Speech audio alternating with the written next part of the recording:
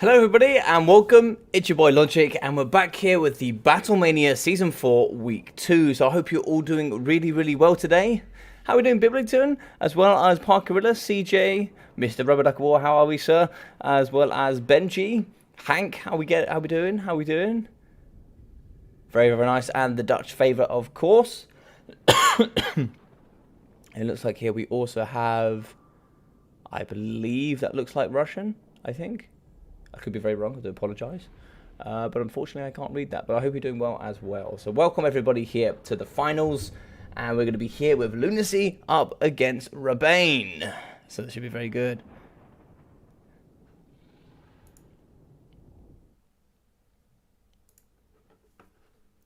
Alrighty, so we're going to be going in the final here with Rebane up against Lunacy, now coming all the way through the brackets here. Now, of course, if you do look at the challenge, unfortunately here, Mr. Icepower did have to drop out, so we are going to be having Rebane filling in today. So it should be very interesting here in the final. How are we doing, Mr. Blackthorn? How are we, sir?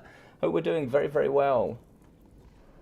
So open up the coffee, and let's get Mr. Lunacy to ban and protect.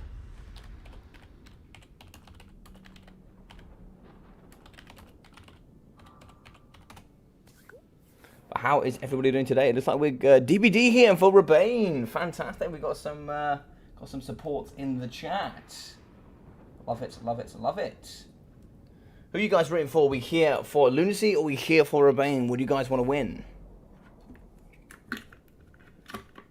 Hope you're all having a brilliant time.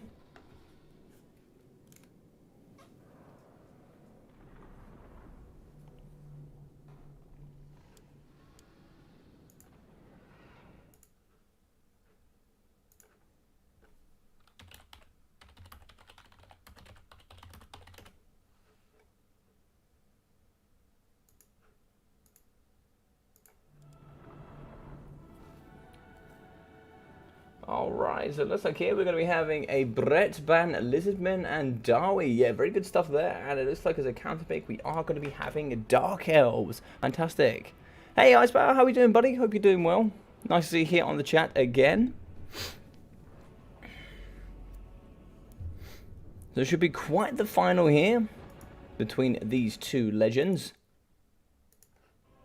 Obviously, one up and rising here with Rebane in the DBD clan, who I'm sure will more than likely here be representing DBD in the RTK Clan Cup, as he's quite the player here coming forward in the community.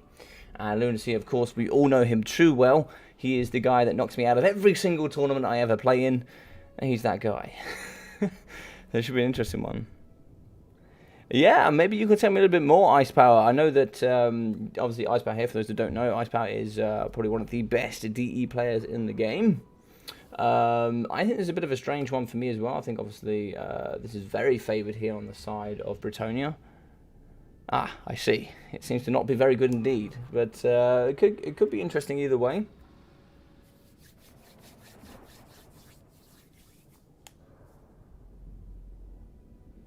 Rebane channeling his inner ice. Yeah? Okay.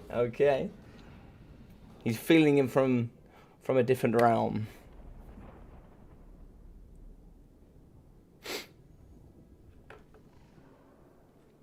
So yeah, we're also going to be on Shimmer's Ward. So we've got quite the wide map.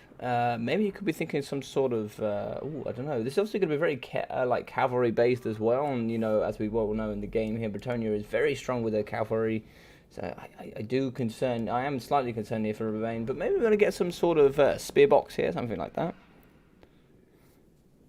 Smash them, crack them, drain them. I love it. So there was a video I put out the other day. Maybe he saw it, maybe he didn't. I had something there on the channel where we had High Elves go up against a Dark Elf spear box. So I wonder if we're going to see something like that.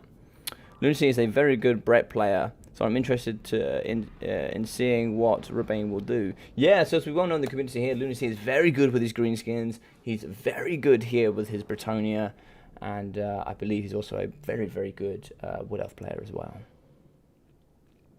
I think you cannot expect... I love that. You can't expect Rebane. I think we'll see Mama Double Manta, and it will be As if I'm in the tournament. Yes, exactly, exactly. Representing. Yeah, maybe. I mean, Rebane has, when I've played against him, he's certainly come up with some new, fresh ideas. How we doing, Tank? How we doing well, buddy? Been seeing you playing Among Us all day today. Somebody's feeling the hype there. Rebane going to come in with a double Medusa and... Actually, I've not really played Dark Elves much, but as much as I know, as Medusas do struggle. I think they're really cool units, but I don't know what you'd have to... I don't know what you'd have to give them to make them more competitive.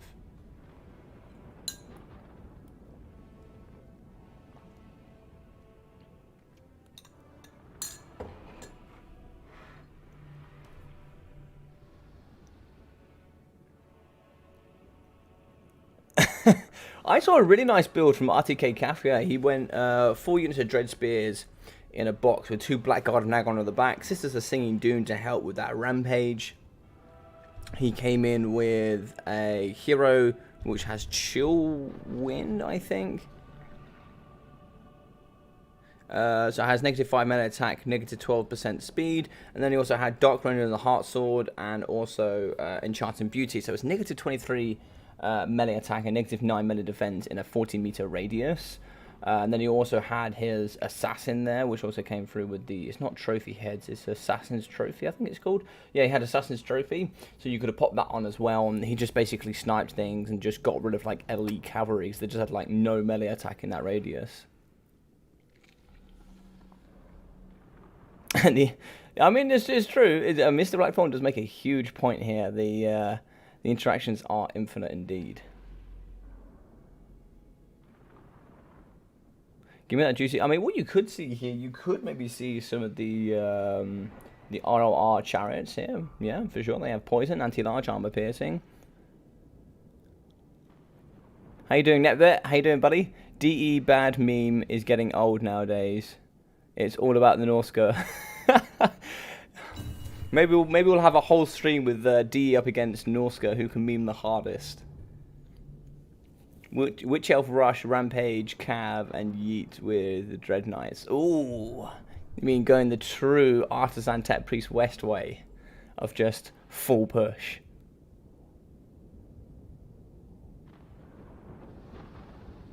There's nothing to kill Fae, and Rampage is gonna be because the... Oh, okay.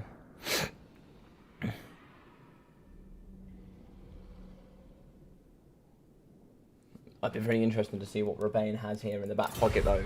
And Rebane's back pocket is certainly deep. That man pulls army compositions out from places I didn't even know existed. So, could be interesting here.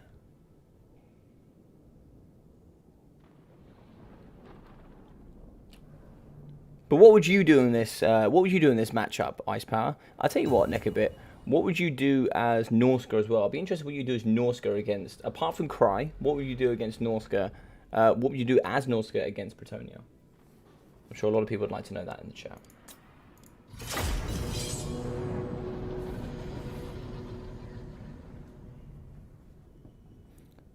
What have I missed? You have missed nothing, Mr. Zypher. We are on game 1. I know I'm terrible here with my my background stuff, but that is the score. Would you believe it? That is the score.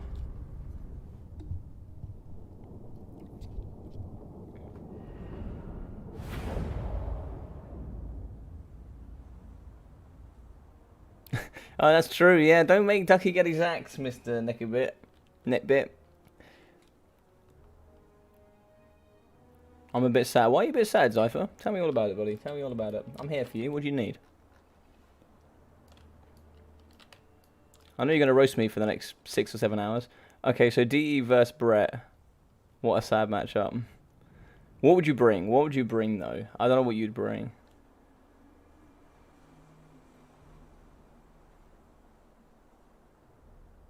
But they played well, so I'm not too unhappy. Oh, are you talking about the football? Did you lose, Zypher? Alright, so in the front line here for the Dark Elves, we are going to have the Dark Rider Shields. So I'm going to have 3 units of those bad boys. Here in the back, we're also going to have some Cold War Knights for the anti-large and armor piercing. Very good shot cavalry indeed, with some more Dread Spears. There's like 4 units here in the back.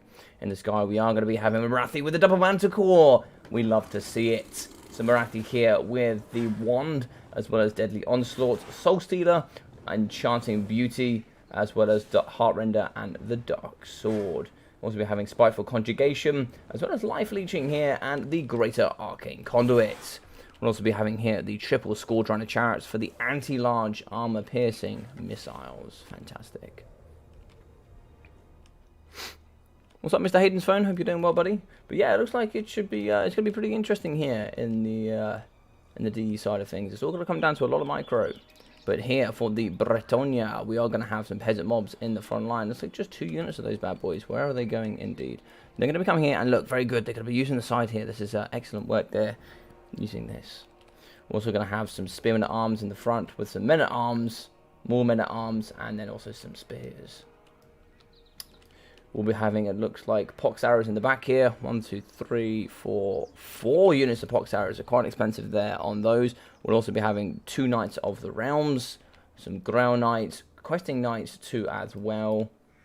And that seems to be it. Very weird to see only 2 units of peasant mobs. You normally see 14 or 15 of those bad boys. Oh. So I have to hang that up there. So, here we're also going to be having a Field Trebuchet. And for the Lords, we'll have the double Paladins. 1 here with the Guardian, and of course the Fey Enchantress. Fey Enchantress will be having that Morseless effect here with the Mist of the Lady, Life Bloom, Awakening of the Woods, Earth Blood, a Arcane Conduit, and the Chalice of Potions.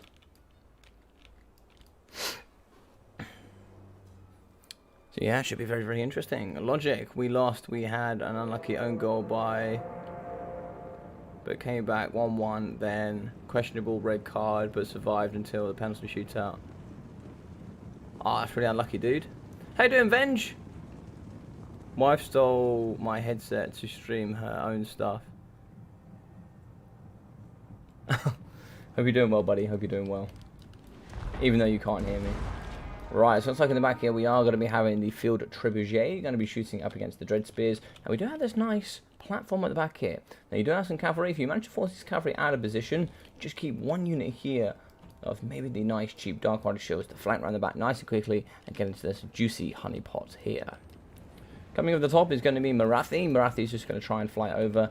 I don't know what she's going to have here, though. It's going to be getting shot here by lots of poison arrows coming forward in the front. And also, in the circle, we are going to be having a very nice Soul Stealer. That's going to be going there on the Field Trebuchet. And also the double Peasant Bowman.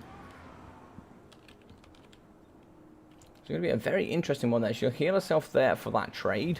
I believe it's just going to be Soul Stealer for her today. Yeah, it will just be the Soul Stealer. Maybe get a wand going down here as well on the Field Trebuchet. Really try and hit this thing and get rid of that artillery for sure. Over here on the right-hand side, we can see we are going to be losing a bit of lag here, I think. Just a little bit of lag. But it's like here, we are losing some peasant mobs on the right-hand side. Cavalry will be coming through here from the Knights of the Realm. As we do get the Scourge Runner Chariots just challenging here and breaking. So really good there. Really picking off units off on the edge there. Really like that quite a lot. Oh my god, those volleys going there up against the Peasant Bowman. They felt that.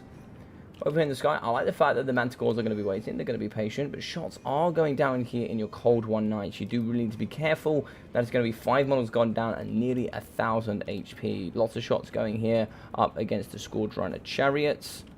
So poison will be going down, and then we'll be taking some damage over time, but not too much armor piercing here from the pox arrows. 80 armor here for those lovely Scorched Chariots.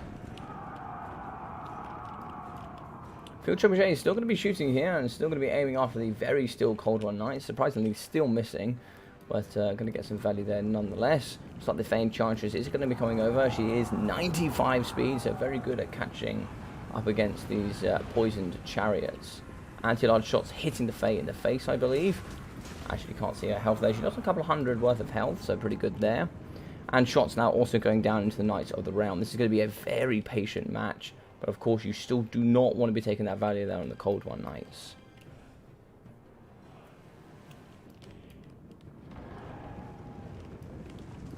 Both peasant mobs in the front have been broken, but it looks like here the double paladins are going to be chasing after the Scourge chariots. I don't know what we have here to intercept, but they are going to be out of position.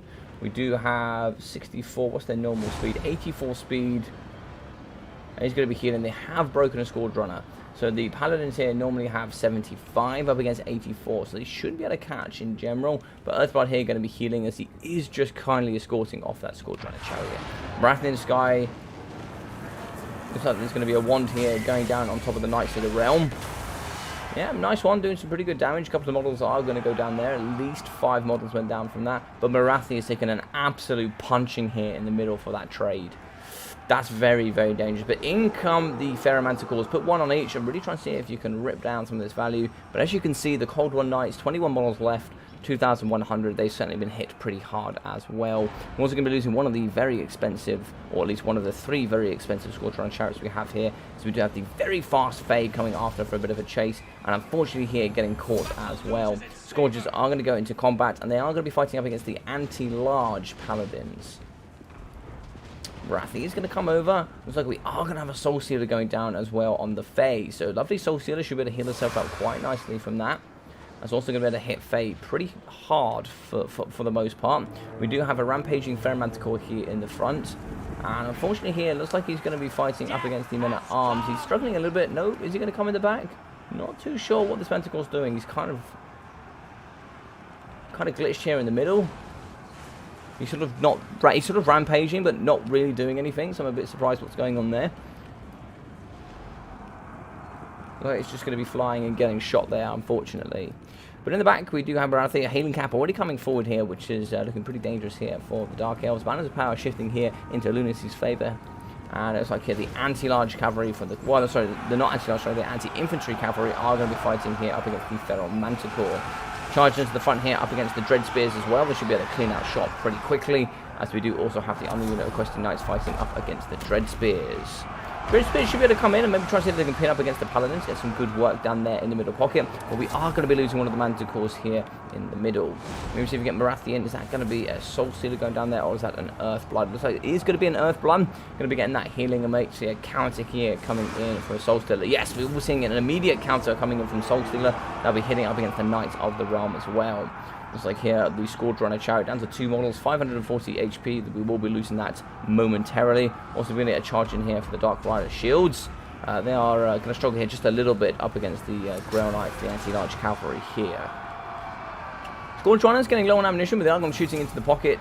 And as we can see here, we do have Dread Spears as well as the Ferromanticores getting pushed off the battlefield. Chalice is going to be going down. As we do see, we are going to try to move the Knights the best we possibly can. That Chalice will come in for the nice big explosion. We do have a shattering here from the Dark Riders. Banners of Power pulling even further into the Lunacy favour here with the Bretonia. And it does look like we are going to have Cold Blood Knights breaking and shattering here left, right and centre. We are going to be pinning in with the Dark Riders, but it looks like the Questing Knights here have managed to break the Cold Blood Knights. And it looks like it's just going to be Marathi here trying to fight up against... Well, wait, oh, there's Marathi. Sorry, I thought that was Marathi there. But it looks like Marathi's just going to be in the sky. Looks like she has her Deadly Onslaught going off. But here in the back, it looks like we have cleaned up shot with the Questing Knights. They do pretty quick, 75 speed, but not quite Scourge Runner chariot speed. But they have caught them. They have broken them. And I think that's going to be all the tools here gone. Yeah, I don't think there's anything left you can do this with, unfortunately. Marathi is lovely, but she certainly can't solo this. GG's and well played to Lunacy with a big win here coming in the front. Fantastic stuff. Fantastic, fantastic stuff. So for Marathi, we are going to have 700 damage value, 69 here and 150 for the Feral Manticores, 1,300 for the Scourge Runners, 1,030 with also 975. 400 and 760 for the Cold One Knights, 200, 230 and 80 for the Dark Riders, and here for the Anti-Large Spears, 40, 425, 250 and 250. We are going to be having 380 for the Fate Enchantress, 500 here for the Paladin with 550. Looks like here 260 and 190. Frontline also not doing too great. 850 for the Peasant Bows, 1,200, 1,240 and 430. 1,000 here for 116 kills for the Knights of the Realm, 400, and for the Questing Knights 800 and 450, and for the very lovely Grail Knights 900, with 740 here from the Field Trebuchet. Fantastic.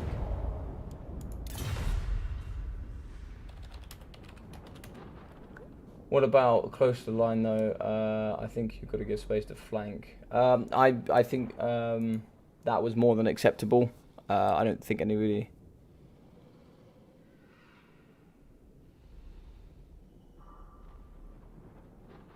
I dislike Dowie, and I think DE are obviously the most fun faction ever, though they are F tier.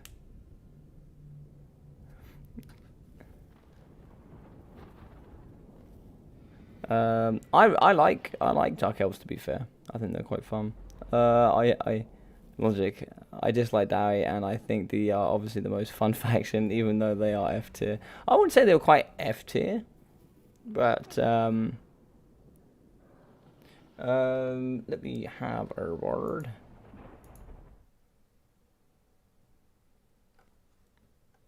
Right.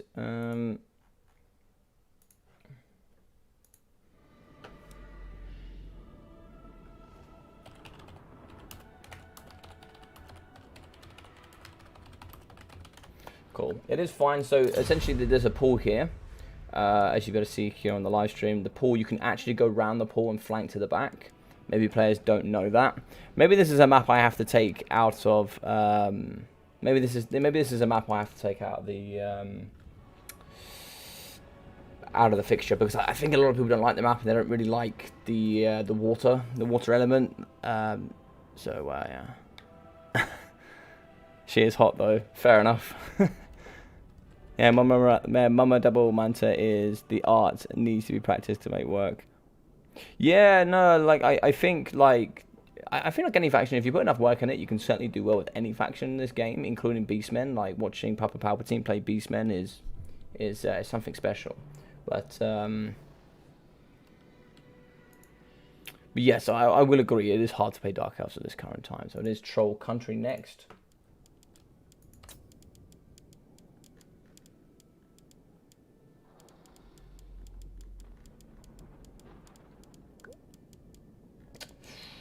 Where? Oh, it's a bit further on, isn't it?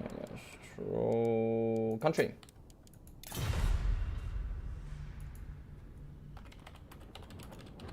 So maybe that is something I need to revisit myself then. I'll revisit that myself, but not had that problem before. Yeah, the map is set, so it looks like Bang Greenskins and Wood Elves, and I pick Lizardmen. Very interesting. He's going to be leaving himself open to Vampirates and Skaven. Okay. I think actually Lizardmen up against Greenskins is pretty good for Lizardmen. So that's pretty interesting. How are we doing, Knighthood? Did you install the beautiful Marathi mod?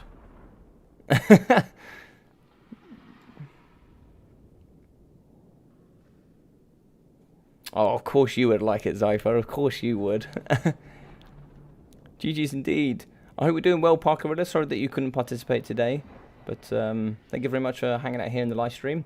So for anybody here that is enjoying anything you do see today, please feel free to drop a like there. It really would help me on the live stream, as and that does count as an interaction, and it does share it here with the wider audience of YouTube. So I really would appreciate it, guys, if you did want to do that. If you are enjoying this, don't feel pressured to.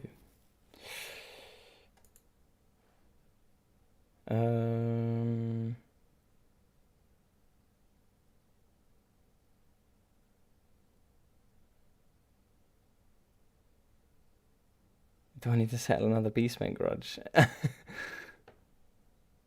All right. Let's have a look here. And if there was, it would be most certainly. I find a beautiful handmaiden mod for Caradoc. Caradoc loves his handmaidens, right? No, you can't use mods in multiplayer. No, you can't.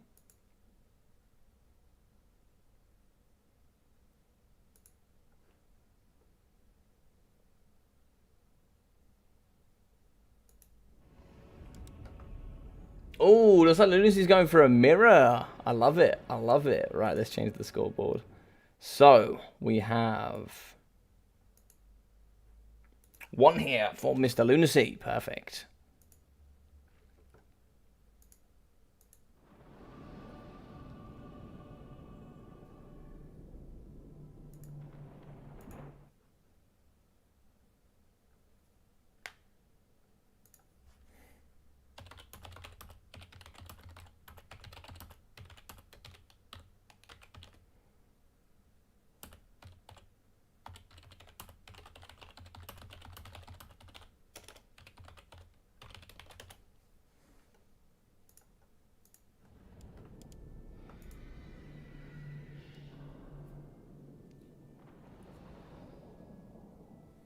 Ooh, hay fever is killing me today.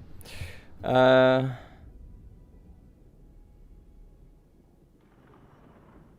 sure, Benji. I'm not sure. No idea.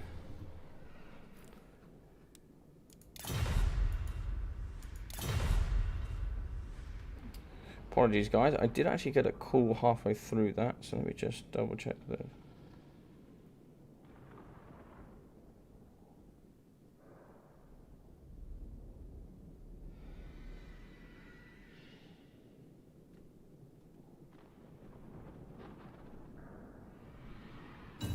Okay. Cool. Right. Evening, Mr. Crow Metal. How are we? I'm doing very well. Thank you very much. I'm doing very well indeed. How are you? I hope you're doing very well.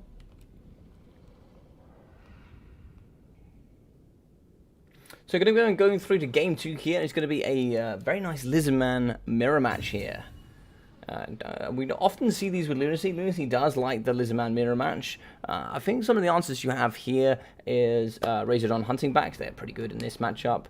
Big dinosaurs as well can do pretty well. I've seen a lot of people take like Shredder of Lustria, for example. And then like a Life Slan, etc. can be quite nice. Or maybe even a Slan of High Magic.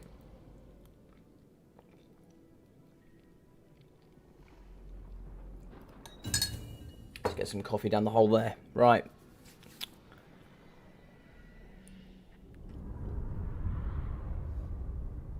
How we doing, Naruto? How we doing, buddy? Hope you're doing well today. Nice to see you here in the chat. Lizardman Mirror. Oh god, rated on hunting pack domination. Indeed, indeed, indeed. And maybe we'll be making Mr. Bob Fresh here quite happy with some a max on barbs. We never know. We never know.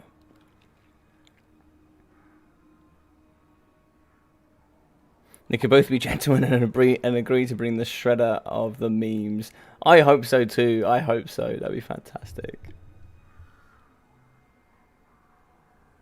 How you doing, Ark? Hope you're doing well, buddy. I have returned. Dougie, you have returned here to a Lizardman mirror match. The match of many men. Or should we say, many lizards. So, for the lizards here in red and Rebane. We are going to be having here in the front line some Cold One Spear Riders. Very good anti-large armor-piercing shock cavalry. We're going to be having 3 of them here. We're going to be having some Skink Cohort Javelins. Give that 1, 2, 3, 4, 5 Skink Cohort Javelins. And we're also going to be having 3 Red-Crested Skinks and some Skink Cohorts. In the front, we'll be having the Chipple Chameleon Skinks. And any Pterodon Riders here today? Looks like no Pterodon Riders, but we'll be having Lord Mazda Mundi. So probably one of the most competitive lords here in the game. There he is. Here for the Lizardmen.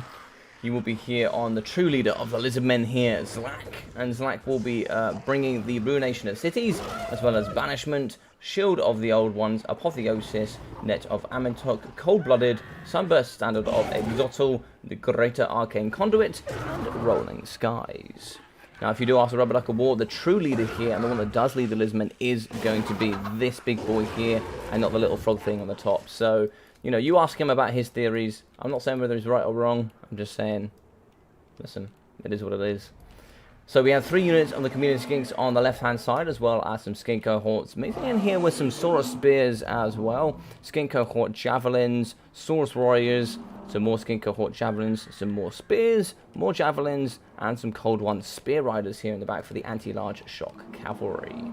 We're also going to have a Skink Priest of Beasts coming in with the Transportation of Gudon, as well as that Flock of Doom. Here in the middle, we are going to be having a Bastillodon Solar Engine, very good with that Terra, and nice good shots, including the Blinded ability. We're going to have the Cohort of Sote, the ROR Red Crested Skink with Sharon Die, its Unbreakable status, and Frenzy. And it looks like here today we are, of course, going to be having Krotgar here for the very good Lunacy. We're having Hand of the Gods, Cold-Blooded, and Frenzy. Hand of the Gods here, too good to give up. And it's like here in the front, we are going to be having the nice big shots coming out of the Bastillodon Solar Engine as it does Wrath here into the Cold One Spear Riders. It's like here we're going to have some Chameleon Skink on some Chameleon Skink action. Very, very good. Who's excited for Exotle though? Who's excited for the new Lizardman DLC here coming forward? And the stream they put on yesterday, I'm super excited to see what might be coming forward. Unfortunately, just a lot of Chameleon Skinks from Rebane are going to be struggling just a little bit here. But we are going to be moving in with the Skink Cohort Javelins, and they will certainly do the business. Big shots here going down the front against the Cold One Riders. Coming forward is the Skink Cohorts, and those Javelins can certainly rip a hole here in the middle of this infantry. Man's only going to be a little bit still here at the back. I'd like to see him get involved a little bit more in the middle of the pocket. Maybe try and see if you can get the back, get some nets, get some banishments in here. Try and see if you can really rip apart some of these units. Going to be some big shots here going down against the Cold One Spear Riders. They have been poisoned. And just like here, the Fork Sentinels from Lunacy, which I actually missed there. Must have been in the corner Vanguard, but we are going to have the Fork Sentinels as a single unit. So let's like here, the Cold One Riders. Going to be fighting here up against Krotgar. Rebane with the anti-large, oh no, just the shock cavalry here for the Cold One Riders, so they're not Spear Riders. But they have some good armor piercing, but it looks like they are going to be losing to the anti-large Krotgar here on Grimlock. Also going to be charging in here with the Cold One Riders for extra armor piercing. But it's like Grimlock is making some pretty easy work with this alongside the poison from the Chameleon Skinks. Poison darts are going to be going in, but I think here if you're Rebane, you probably want to focus a little bit on these Chameleon Skinks. Maybe try and see if you can push them back a little bit so you can get that free hit here on Krotgar. You're going to be losing a couple of units of your cavalry here. It's going to be a little bit painful in this early stages, and already going to start to shift the balance of power. Coming over the top here are going to be the Red Crested Skinks. Looks like here some Javos are going to come in to meet them and greet them here. Javelin's not quite going to be going off though. Looks like they are going to be in danger before any Javelins go off, and that could be really painful there for them. It sounds like there was a net here, as it does look like here we do have Grimlock netted. Going to be rear charging here with Mazda Mundi. Maybe try and see if we can have... Oh no, he didn't come through with the nice 24 melee attack, 24 melee defense. But we are going to have a shield of the old ones that will aid him here in this attack as well. But better designed for this combat is going to be the Krotgar with the anti-large armor piercing. But for sure, Master Mundi can pack a punch. We do have a banishment in the back here. Looks like it's going to be hitting these Spear Riders. Also a very nice Ruination of Cities coming down here on the Chameleon Skinks, ripping through 2 units, and also here getting on to the Red Crested Skinks from Rebane. The very nice and loud Ferromantical will be coming through into the middle pocket, and I'm sure without doubt it will be coming after Master Mundi, or maybe even here some Chameleon Skinks. Rampaging is going to be the Cold One Spear Riders. They are going to be going into the front and fighting here up against the anti-large Saurus Spears. Saurus Spears here will certainly take these balls apart relatively quickly. I love those attacks where they just jump up and slam down here. Just really bringing the steel chair to these cavalry. Big hits coming in from the Bastillodon Solar Engine. And it's like we have another net going down on Krotgar. Grimlock here, if I was him, I'd be seriously annoyed by this part. Just being netted left, right, and centre. All he wants to do is come in and play. The fact he's getting netted is just... It's just rude at this point. It's just rude. But it looks like here we do have the summon of the Ferromantical come through to really hit up against Master Mundi. I think in the current meta of the game, just these summons of Ferromanticals are just so strong at the moment. You know, yes, they're going to cost a lot of winter magic, but they just do so much here in the current meta game. So we are going to have Rampaging Cold One Spear Riders here from Lunacy. They are going to turn around and fight here up against the Red Crested Skinks as they have Rampage. And we are going to have 2 units of the Chameleon Skinks shooting into their backside. We should hopefully be able to push them off as well. Balance of power is going to be into Lunacy's favour here. But here with the Red Boys, we still have a pretty healthy Mazda Mundi. We are going to be having Apotheosis. Healing on this side compared to no healing on the other side of Lunacy. But just like here, very good is going to be the Fork Sentinels chasing off some Skink Cohorts here. But in the pocket with the boys in white, we still have the Skink Priest with another summon, also some Flock of Dooms, but we are running out of ammunition here for the Bastiladon Solar Engine, but he still causes terror and has some pretty good 140 armor. He's no joke for sure, and he will be able to get in and do the work that is necessary. Honestly, no javelins going off here for the Skink Cohort javelins. That's a bit of a shame. But as you can see, the Red-Crested Skinks have fought pretty well and brought them down to the last model. Very nice shield of the old ones here, protecting up against the javelins. But unfortunately, it looks like they're going to be losing up against the ROR Cohort of Sotek. But in the pocket here, we're going to have some Cold Bond Spear Riders fighting up against the Bastiladon.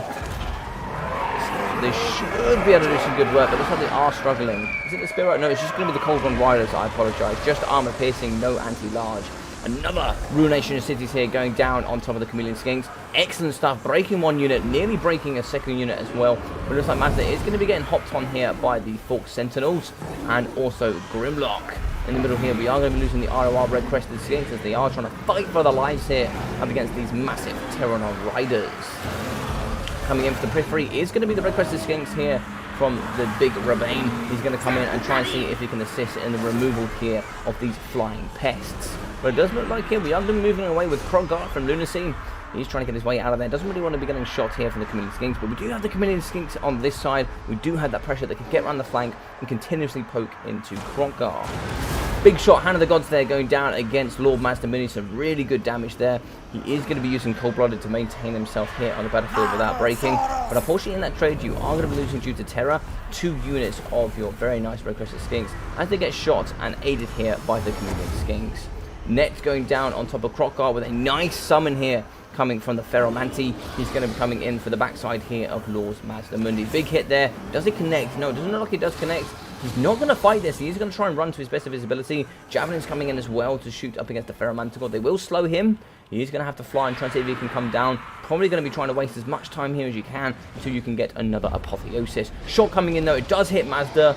Mazda is going to be down to 900 HP, and there we go, just about enough time to allow a Shield of the Old Ones will be coming in. The Chameleon Skinks from Lunacy are going to be coming to try and aid the removal of the very, very nice Mazda on top of Zlak. Balance power here, pulling even further into Lunacy's favour, but as we can see, the Colden Riders from Rabane going to be just backing off here a little bit, but a charge into the Cohort of Sotek could be quite nice. And so we are going to be getting the Chameleon Skink shooting. They are going to be going in here and trying to do some work against this infantry, but in come the Soros Spear and also the Soros Warriors and a second unit as well. That's going to be very difficult to deal with here as you only have 3 Chameleon Skinks and Mazda left. So it looks like here we have some Chameleon Skinks from Lunacy just hanging around. They kind of need to get a little bit more involved if they can.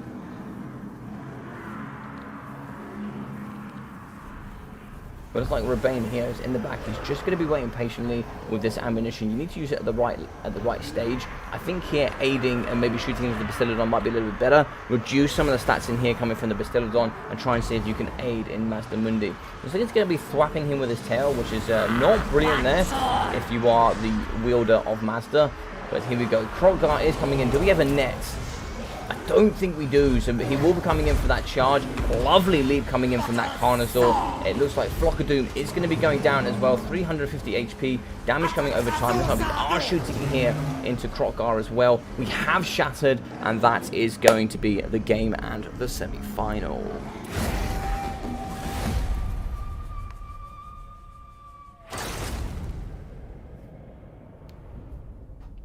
GG's and well played. So Rabane here with the lovely Lord Master Mundi. 3,300 damage value from him. Excellent work here from Rabane. A fantastic game from Mazda for sure. But as we can see, 125 kills, 600 damage dealt, 630 and 560 for the from the Red-Crested Skinks. 500, 280, 300, 360, and 280 for the Skink Cohort Javelins. Looks like 720, 470, and 1,000 here from the Chameleon Skinks. 370, 230, as well as 82 and 190 here from the Cold One Riders.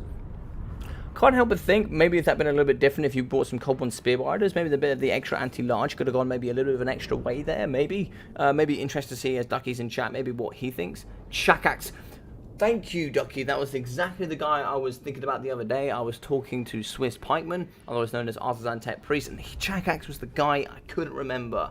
But he is a legendary hero.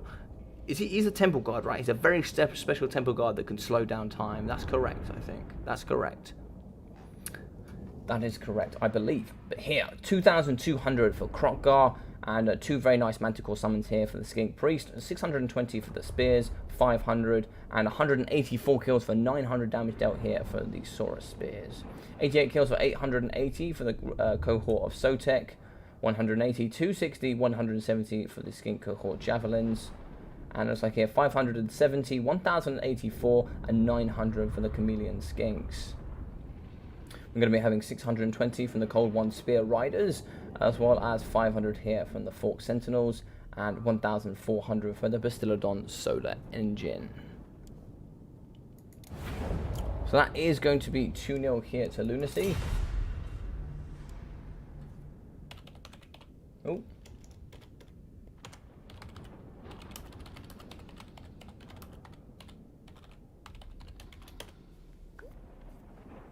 Thank you very much for playing, Robane. Well done. Well played to Lunacy. See, oh, he's already gone. There we go. He's already gone. So we'll be seeing him in the final. So we'll put him through there. Perfect. But thank you very much for filling in, Robane. It was lovely to have you here in the final. So thank you so much for attending. So now we're going to be having Artisan Tech Priest West going up here against a Rubber Duck of War, and we have some grudges to settle here. These two have played each other before, and I'm sure neither of them want to back down. So if we see here, a Rubber Duck of War, you are not online, and Artisan Tech Priest West, you are.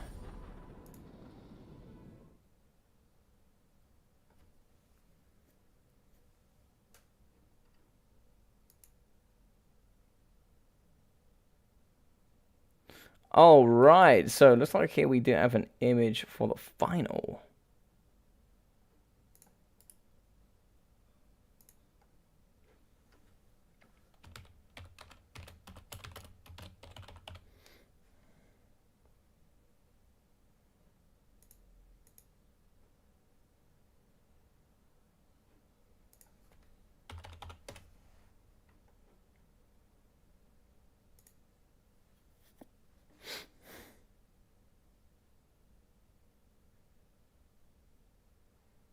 Right, so let's go through the key, and then what we'll do is we'll add a image.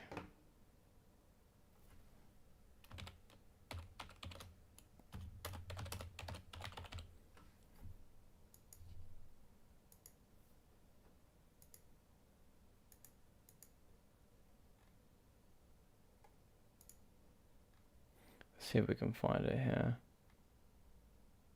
There we go.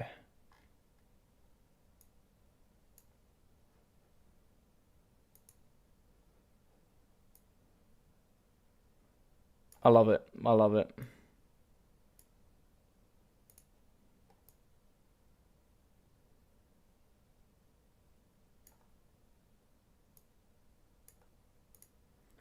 Perfect. So let's lock that in place. And let's go through here to the final.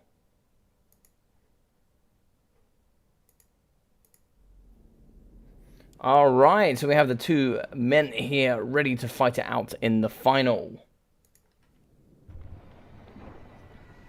Logic, an Eternity Warden. Oh, he's an Eternity Warden, is he? Oh, thank you very much. I didn't know that. I like Rabane's build.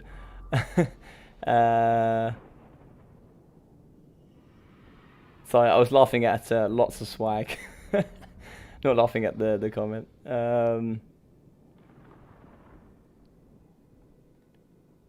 I really like lots. I really like Lotus Moon's suggestion of banning people that draw kite / verbal abuse on quick battles from tournaments. I mean, fair enough, guys. I mean, if you ever see somebody doing that, feel free. I mean, I'm sure Ducky and I, if you send us messages, I'm sure we will always listen. We will always listen. If you have a particularly poor experience, obviously do message us, and it's something we will take into consideration. Doesn't mean we'll just ban somebody, but it means if it does it in a tournament, we'll know it's not just a one-off. We'll know that this person's on the radar, they've done it before, and then we'll go forward and think about it there. So, you know, we'll know that they're known for doing it. Anyways, I'm going to go, since I keep getting timed out by Okay, well, CJ, I mean, I only timed you out once for talking about something I asked you not to talk about. And if you keep getting timed out, that's because one of the mods keeps timing you out. So if you've left on your own accord, that's up to you, buddy. But clearly don't talk about some of the things you're talking about.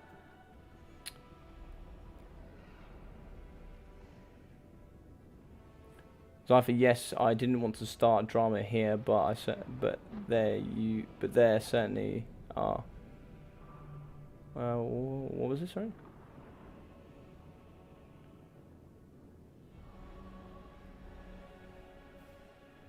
I didn't see what you said.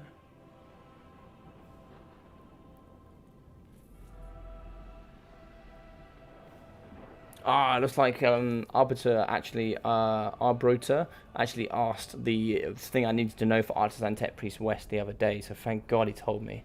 Logic, I had a super bad experience with Krell Metal. I think you should ban him from all tournaments. Yeah, fair enough. I'll keep an eye on him. I've heard he's real dodgy, so I'll keep an eye on him, mate. I'll keep an eye on him. Hey, how you doing, Mr. Down Under Blunder? How you doing, buddy? Terrible human bit. Well, that's what I've heard. That's what I've heard. Yeah, Swiss Pikeman is Artisan Tech. Yes, indeed. Yes, indeed. Right, so we are going to be on a Schwimmer's Ward. Where are we?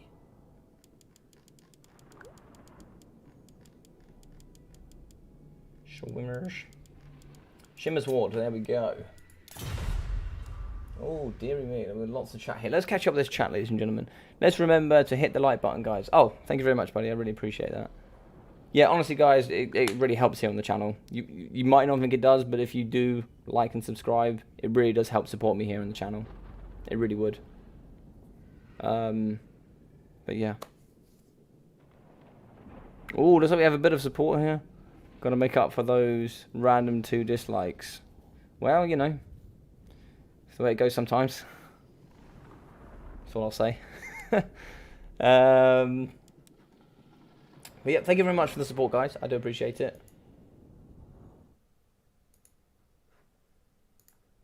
But the one thing on the comment you did make earlier, guys, the way I try and operate my tournaments, and I'm sure Ducky's absolutely the same and has no problem with saying this, the way it will go is here.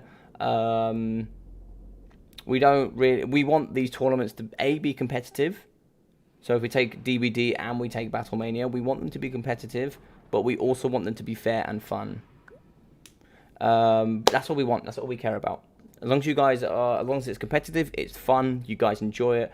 To be quite honest, that's all I care about. As long as you're having fun, you enjoy it, that's what it's all about. That's just meant to be a little bit more competitive thing, and then throughout the week we do other things as well, right? Really, really fun tournaments that you can get involved in and just have a great time, you know, like the sub-faction tournaments and all of these other bits and bobs. And what it is like I put up the prize for you guys, because what you do is you come on, you play lots of games, you have fun, and it's just a nice reward for you guys at the end there if you do win. You know, there's a nice element to it. Clearly Ikit trying to steal Logic's warp stone. Shh, don't tell him I got warp stone, for God's sake. God, you'll have Human Boy come around in a minute. He would have heard the word Warpstone in the YouTube, and he'll be in immediately going, sorry, did I hear Warpstone? He'll be hacking my IP address, you watch.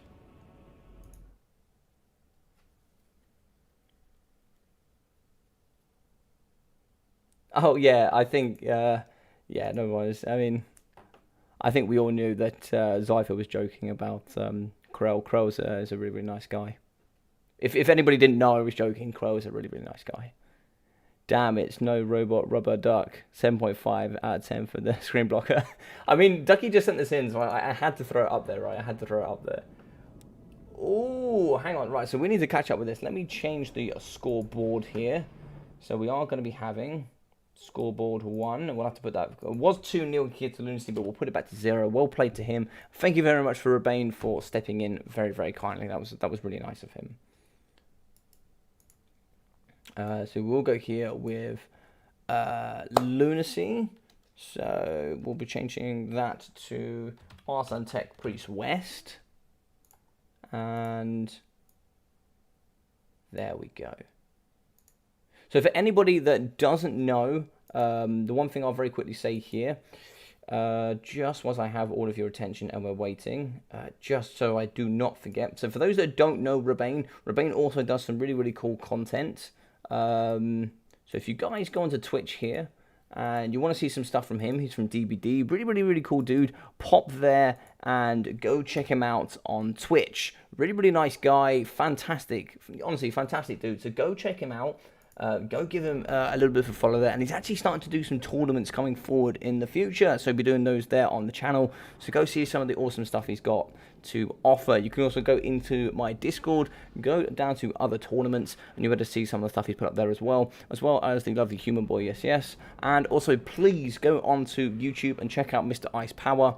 Obviously, another great streamer as well, who does a lot of point of view stuff, so you can go on, learn about his Dark Elves, his Marathi, and his Double Simps. You can go on there and check some stuff as well, so don't check that. And of course, all of you here know about Rubber Duck of War. If you don't, shame on you, go check him out. Another awesome, all of a bunch of awesome guys here in the community, so please check all of them out. Please do check all of them.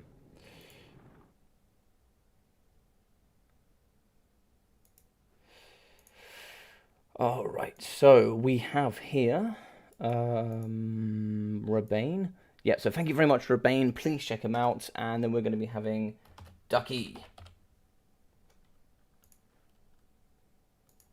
Let's get Ducky there in the middle. Perfect. Good stuff.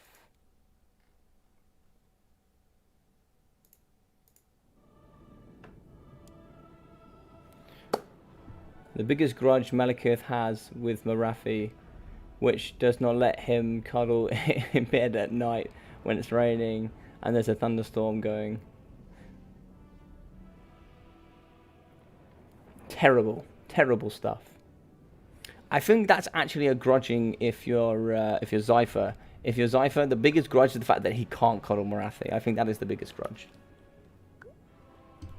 Alright, the Rubber Duck of War is ready. Let's see what the chat has been saying. It's been, oh my god, there's lots. Hey bud, how are you? Good, ready to strike a grudge. Indeed, and you. Very tired, flew back from holiday, but other than that, all great. Yeah, Ducky did actually come back today, and the legend himself did hop straight into the tournament and straight on with it. Happy to face you again, glad to hear. Looks like I'll be picking first, indeed. Picking Darwi, banning High Elves, and Skaven. Looks like it's going to be Dark Elves here for Ducky. For the Kara's Anchor. Very, very good indeed. Yes, ready to rumble. So let's do it. What makes you think I can't cuddle Marathi? Well, I never said you couldn't. I just said it's a bit of a grudge and perhaps because you haven't. But maybe you have. Maybe you want to tell me about it. This is an open space, Mr. Zypher. This is an open space. We're all friends here.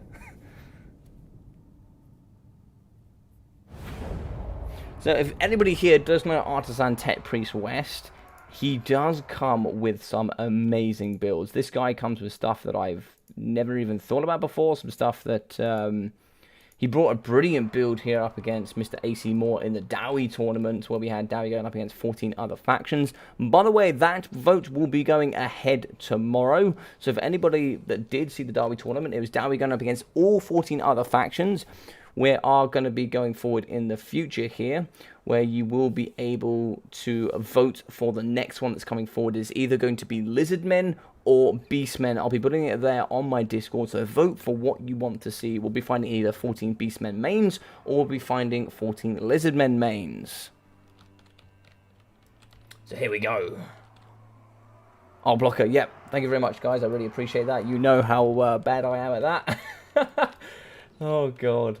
I nearly started casting a whole game with that. I needed a turret, actually. So Dark Riders in the front, 2 units of those here from Ducky. We're also going to be getting some Shades of excellent here with that good Stalk, with that 130 range as well. Lots of armor piercing. We're also going to be having some Dark Shard shields in the pocket. 1, 2, 3, 4 units of those. So we're going to be having 7 units of range already. We're also going to be having some Bleak Swords in the front. Give me 4 Bleak Swords. And we are going to be having Malice Darkblade and the Sorceress of Shadows. So we are going to be having Malice Darkblade, who is excellent here with the Deadly Onslaught, the Blood Prince, as well as the Demon Curse, and Tzarkan. Well, I think actually it's pronounced Zarkan, I believe, but yes. He's also going to be having the Warpstone of Cain. which is really interesting. He's never picked because he is very interesting. But oh, sorry, it's the Sorcerers of Beast, not Shadows. But we are going to be having Amber Spear and Transmutation of Gadon. Now, if you have the extra cash, Amber Spear is always worth it over Flock of Doom, in my opinion.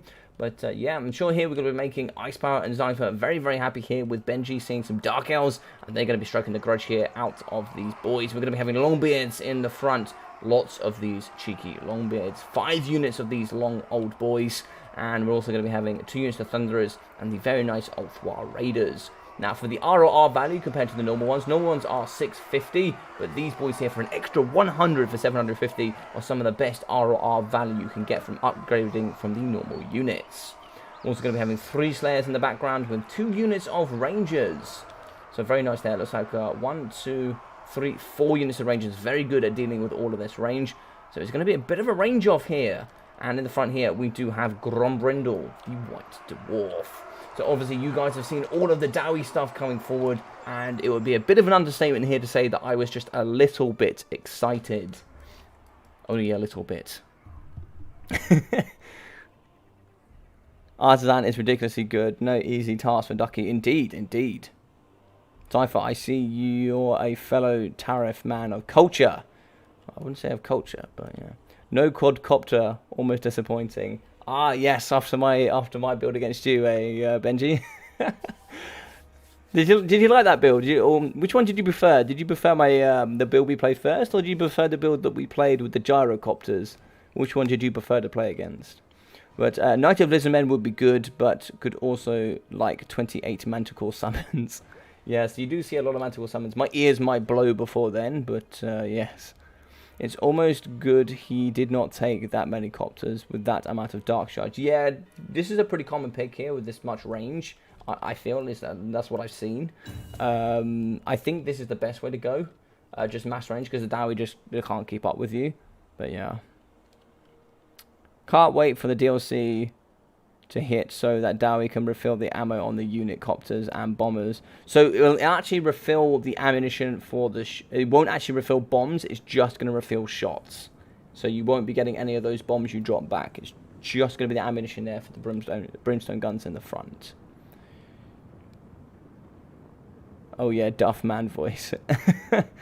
I like Malice with Beast Wiz. Tried it yesterday, got beaten, of course, but it got some work done. Never be worried about getting beaten, just be worried about having fun and getting better. I lose a lot as well, you know. I just try to have fun with it where I can, and if I win, it's an extra cherry on the cake. Time to settle the true grudge match with the Druchii. Indeed, Druchii is a big one. Quadcopter build for sure was great. Indeed, indeed. But Shades are certainly a good answer there, Benji. Shades are a good answer. If you're not using them much, yeah, get involved. Get involved. You can use them. I think also the ROR Dark Shards are pretty nice in this matchup as well. The ones with shields. That extra range, extra armor piercing. Yeah, pretty nice in general. But what I like here, we're going to be going very closely forward here with the Shades. Not going to be getting spotted, and I think they're just going to start shooting into some Longbeards. I think here Arsan is starting to smell something funny. He knows there's going to be units coming in. It's certainly in range, so I don't know what he's meant to be targeting here, but the Rangers will certainly hit back. They have a 130 range compared to the range here of these very nice Rangers. They're going to be turning and burning here. Only 30 armor for the Shade, so you have to be super careful. They're going to be getting shot immediately. Double coming over the top. Big hits coming down here on the Shades. Can the Longbeards hold, though? I don't know. Malice is certainly going to come into the front and cause some havoc, but can he beat Grombrindle is the question. I don't know is the answer, but lots of shots here going down in the Rangers. Absolutely wrecking here from the Shades. Brilliant stuff there. Really tight packed formation. I think here spreading it might be a little bit better. These tight packed formations are very quick to turn, but very easy to shoot here in mass blobs. In the back here, we are going to have the Dark Riders just getting ready here in case any pockets do open up in the back. They're going to be moving back and forward here just to make sure they don't get shot. But here comes the mass onslaught of range. Dark Shard Shield is just going to be absolutely causing havoc here in the middle pocket. We're going to be waiting for that Manticore summon here for the Sorceress of Beast. I think we actually got an Amber Spear. I didn't quite see it, but I heard a noise there in the background. Maybe there was an Amber Spear. Not too sure just yet. So I think you're going to be waiting here with the Bleak Swords. If you don't really want to engage them too much, as Longbeards will beat them, but it's going to be a bit of a range off here in the middle of this battle. For some reason, I'm not going to be getting a timer here.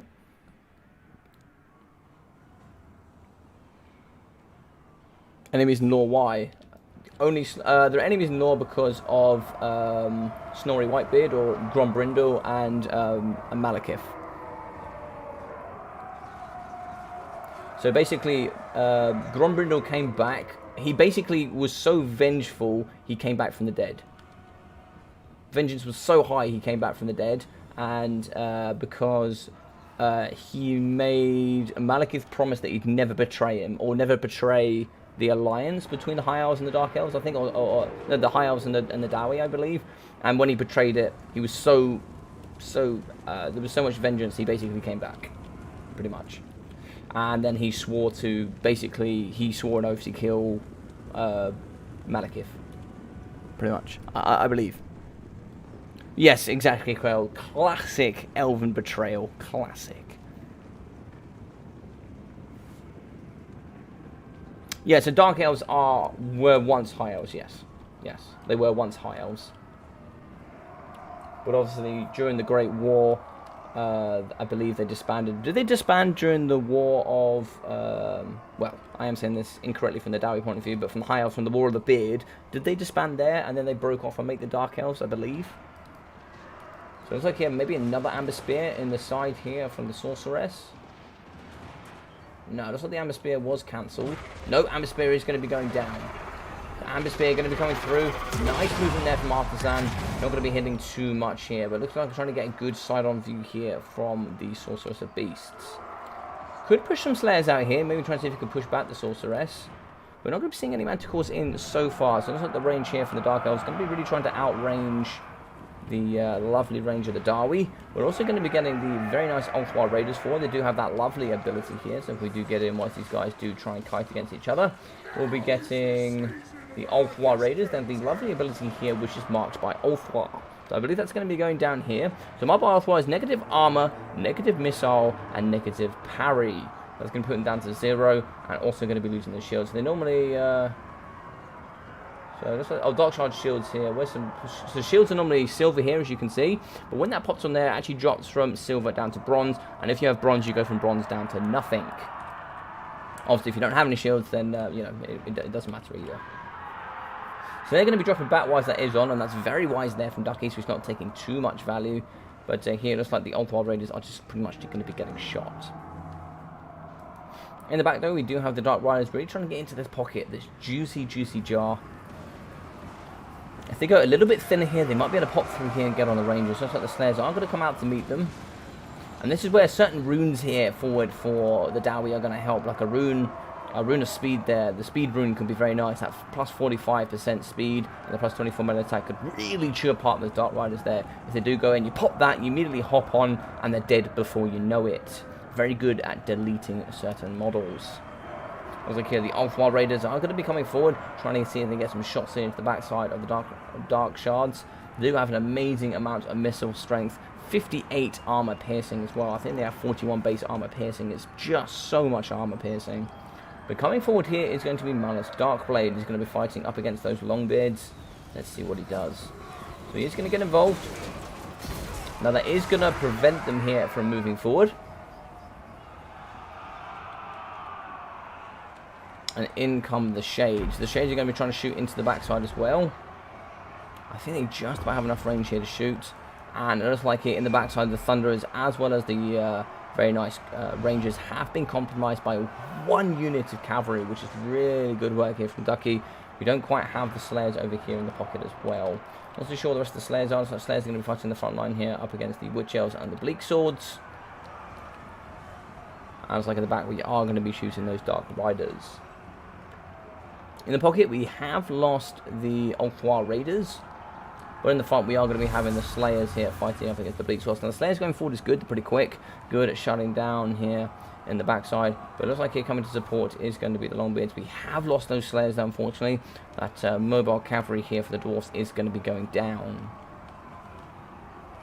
It looks like we are going to be getting a charge here from the Dark Riders. Shots are going to be coming over the top as well from the Thunderers. Going to be ripping havoc here from the Dark Riders. A flash bomb could come in from Grombrindle to slow them down. Looks like they are going to be backing off. I think it's just going to be a bit of a distraction here. Whilst Ducky deals with the rest of this force, we've just got 3 units here shooting into some very cheap Dark Riders. The other Dark Riders have been dealt with as far as I'm aware. No, they're going to be moving back just a little bit.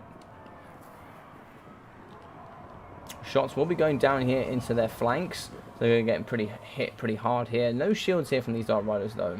So nice and cheap ones here for sure. In the front line, looks like the Longbeards have been rampaged into the Witch Elves.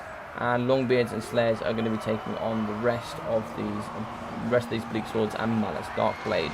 Shots coming in the front here from the Longbeard, sorry, from the very, very nice Thunderers. They're going to be shooting into Malice. Getting some good armor piercing up against him.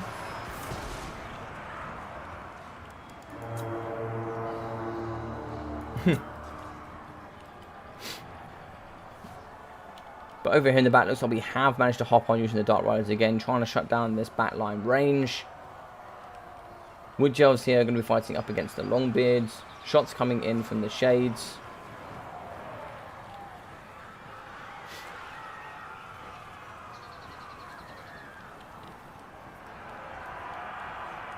So it looks like we have lots of range coming over the top. They're going to be firing here into the Bleak Swords. And just really trying to shut down this front line. But it looks like it is going to be popping into the back. And they are going to assist. It looks like, do we have some Slayers back there? Yes, some Slayers will be fighting up against the Dark Riders. But you don't mind because the Slayers are going to be busy up against a really, really cheap unit. But balance of power here is going to be pulling into the favour of the Dark Elves. And it's looking pretty bleak here for the Dwarves. They're going to be spread out into 2 big blobs, and the rest is going to be dotted around everywhere.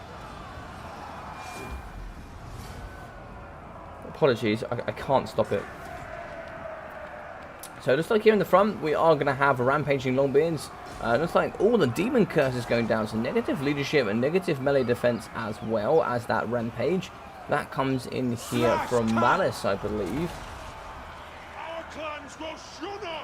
Yes, there we go. So Demon Curse. It causes damage to himself, but in that radius of 40 meters, you will be getting that negative melee defense and negative leadership. Basically a free discourage and negative 24 melee defense. In the front, we are going to be using some Longbeards here against some Bleak Swords. And here we go. The shots are now ripping down the front. We're going to be having the Thunderers firing into Malice, and we are going to be having the range here going from the Rangers into the Shades. I think there's too much range here for the Dark Elves, for the Dwarves to really deal with, unfortunately. Also, they can shoot over the trees, while the Thunderers have to shoot through them.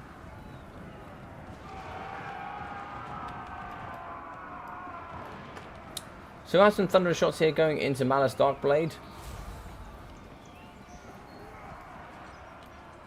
Snoring Whitebeard with Grombrindle has no fear as well, trying to keep that going in there, as the Bleak Swords are going to be fighting here up against the Thunderers. We probably can drop those now whilst we do have Snoring in. I'm going to summon the Manticore in the back, and the Manticore is going to do some very good work. That's actually going to shift balance of power pretty heavily, actually. That is probably going to push in the back here, maybe try and see if they can shut down some Thunderers, shut down some range. Or maybe go after Grombrindle. I apologise.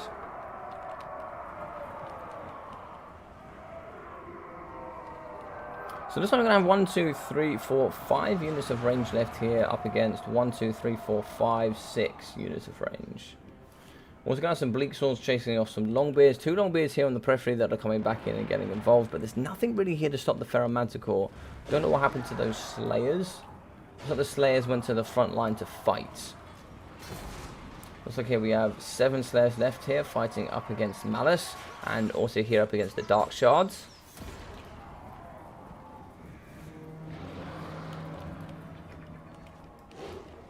In the back, the Pharaoh Manticore is going to be shutting down the Thunderers and the Rangers.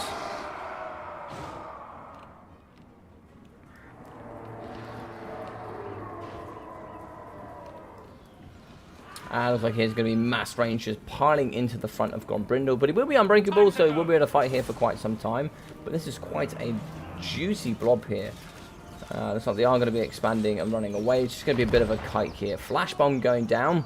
Lovely. I love seeing Flash bomb going off. And I'd really be interested to see what's going to happen there with the Engineers going forward. Obviously, Grombrindle will be losing that ability if it does continue in that fashion.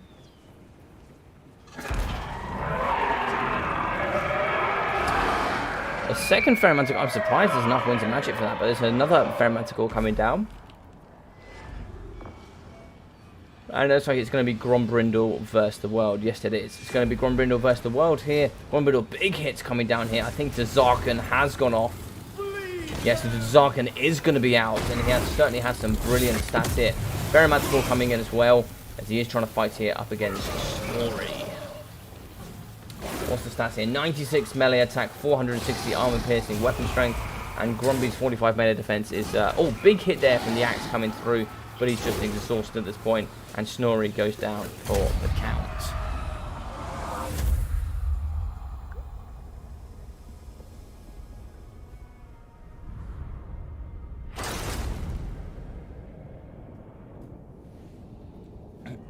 Right, apologies guys for that, for the yawning. Unfortunately, the medicine I take for my hay fever, it makes me super drowsy.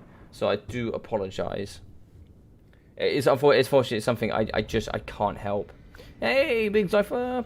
So here, 826 here for Malice Darkblade, 313 for the Sorceress of Beasts, 630, 580, and 350 here for the Bleak Swords, with 144 and 430. 810 for the Witch Elves, and it's like 770, 960, 744 with 708 for the Dark Shards, 1.3, 1.27, 1031 here for the Shades, and 141 with 430 for the Dark Riders. For Grombrindle, we're going to have 410 for the front line, 380, 450, 100, 260, and nothing here for the Longbeards. 420, 450, and 366 for the Slayers, and 900 here for the Rangers. 610, 750, 520, with 700 here for the Thunderers, 44 for the Ulthwar Raiders, and 790 here for the last Thunderers. Now my common build looks a little bit like this. Comes with a few extra units, but it's not far off my build. It's not far off my build. GG's, well played. Was a tough build to break down. Yeah, for sure. For sure. GG's, well played. Vengeance, says Artisan Tech Priest. Edgy Elf War Dance. I love it. Yes, Troll Country. If I can find it.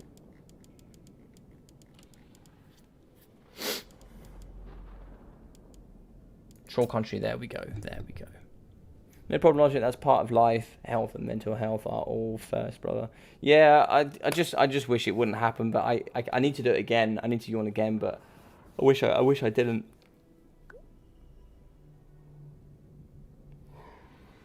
And I don't know why I do it. I only ever do it when I'm casting, which is really strange.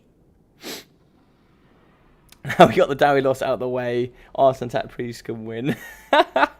A rubber coming with Malice, I think, is a true victory, well known. 100%, dude. Malice Darkblade is super cool. Super cool indeed. GG's, lots of slayers for the altar of Cain. Exactly. Exactly. Shame they are going to be the Derby ones, but it is what it is. So, banning Empire and Vampirates will go with the Dinos, and Artisan is going to take... Ooh, we're going to be taking the Skaven.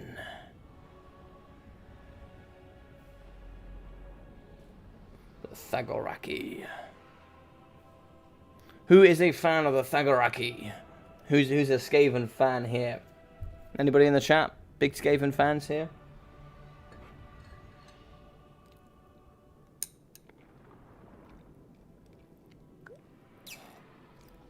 Hey CJ, how you doing, buddy? So CJ, I only banned you once, and looks like here the mods banned you for the rest. So whatever you were saying, don't say it again. I guess you don't get banned. Maybe, I'm not sure. I don't know what you said, but I trust their judgment. I trust their judgment. But welcome back. Hope you enjoyed the stream. Unfortunately, you just missed a very good game here between the Dark Elves and the Dowie. Definitely not. Skaven are almost as bad as the Dowie. So I think you and me are going to fall out, buddy. I think we are going to fall out. You can't use Dowie and bad in the same sentence. Skaven are, for me, the most fun faction to play by far. Really? See, I really like them, like lore-wise. I think they're like really interesting, quite funny, and lots has been done with them. So I do really enjoy them. But of course, I enjoy the Dowie and the Greenskins the most. I just think they're all the stuff behind them, those two together as well, is really fun for me. That's what I like. But I can totally see why people love the Skaven. Like they are brilliant. They are hilarious.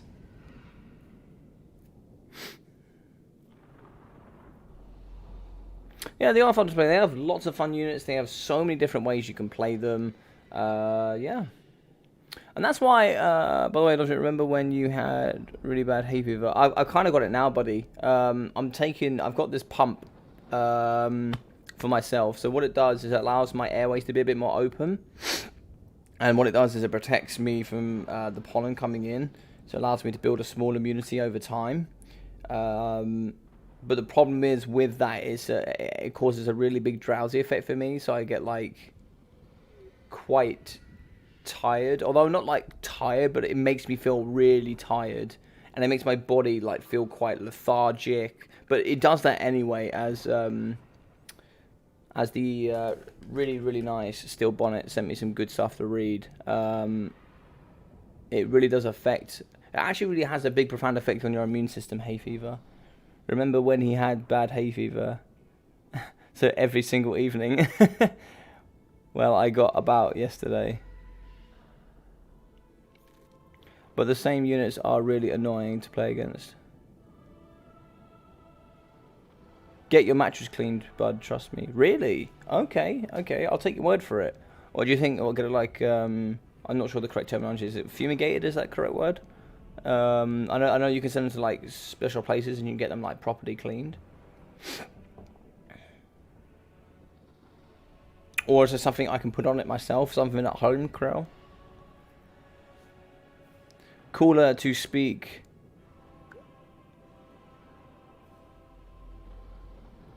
Klingon. I know about Klingon. I don't really know anything about it.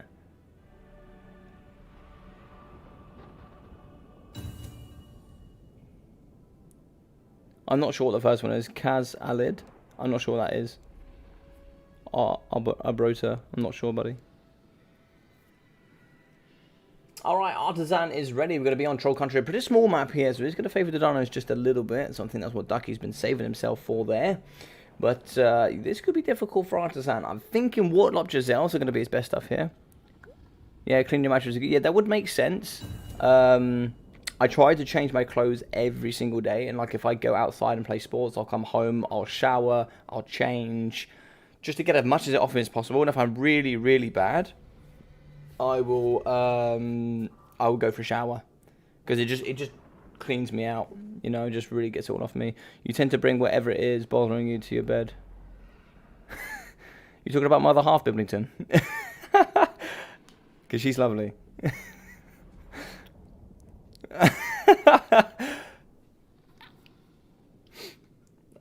Let's rock and roll. Rubber Duck is ready. Let's do this. My eyes are literally struggling to see. Yeah, my eyes get like that too. Ducky gets running eyes more than I do. But my nose and stuff really kicks off. Yeah, hay fever is an allergy. Yeah, hay fever is an allergy. It's an allergic reaction to pollen.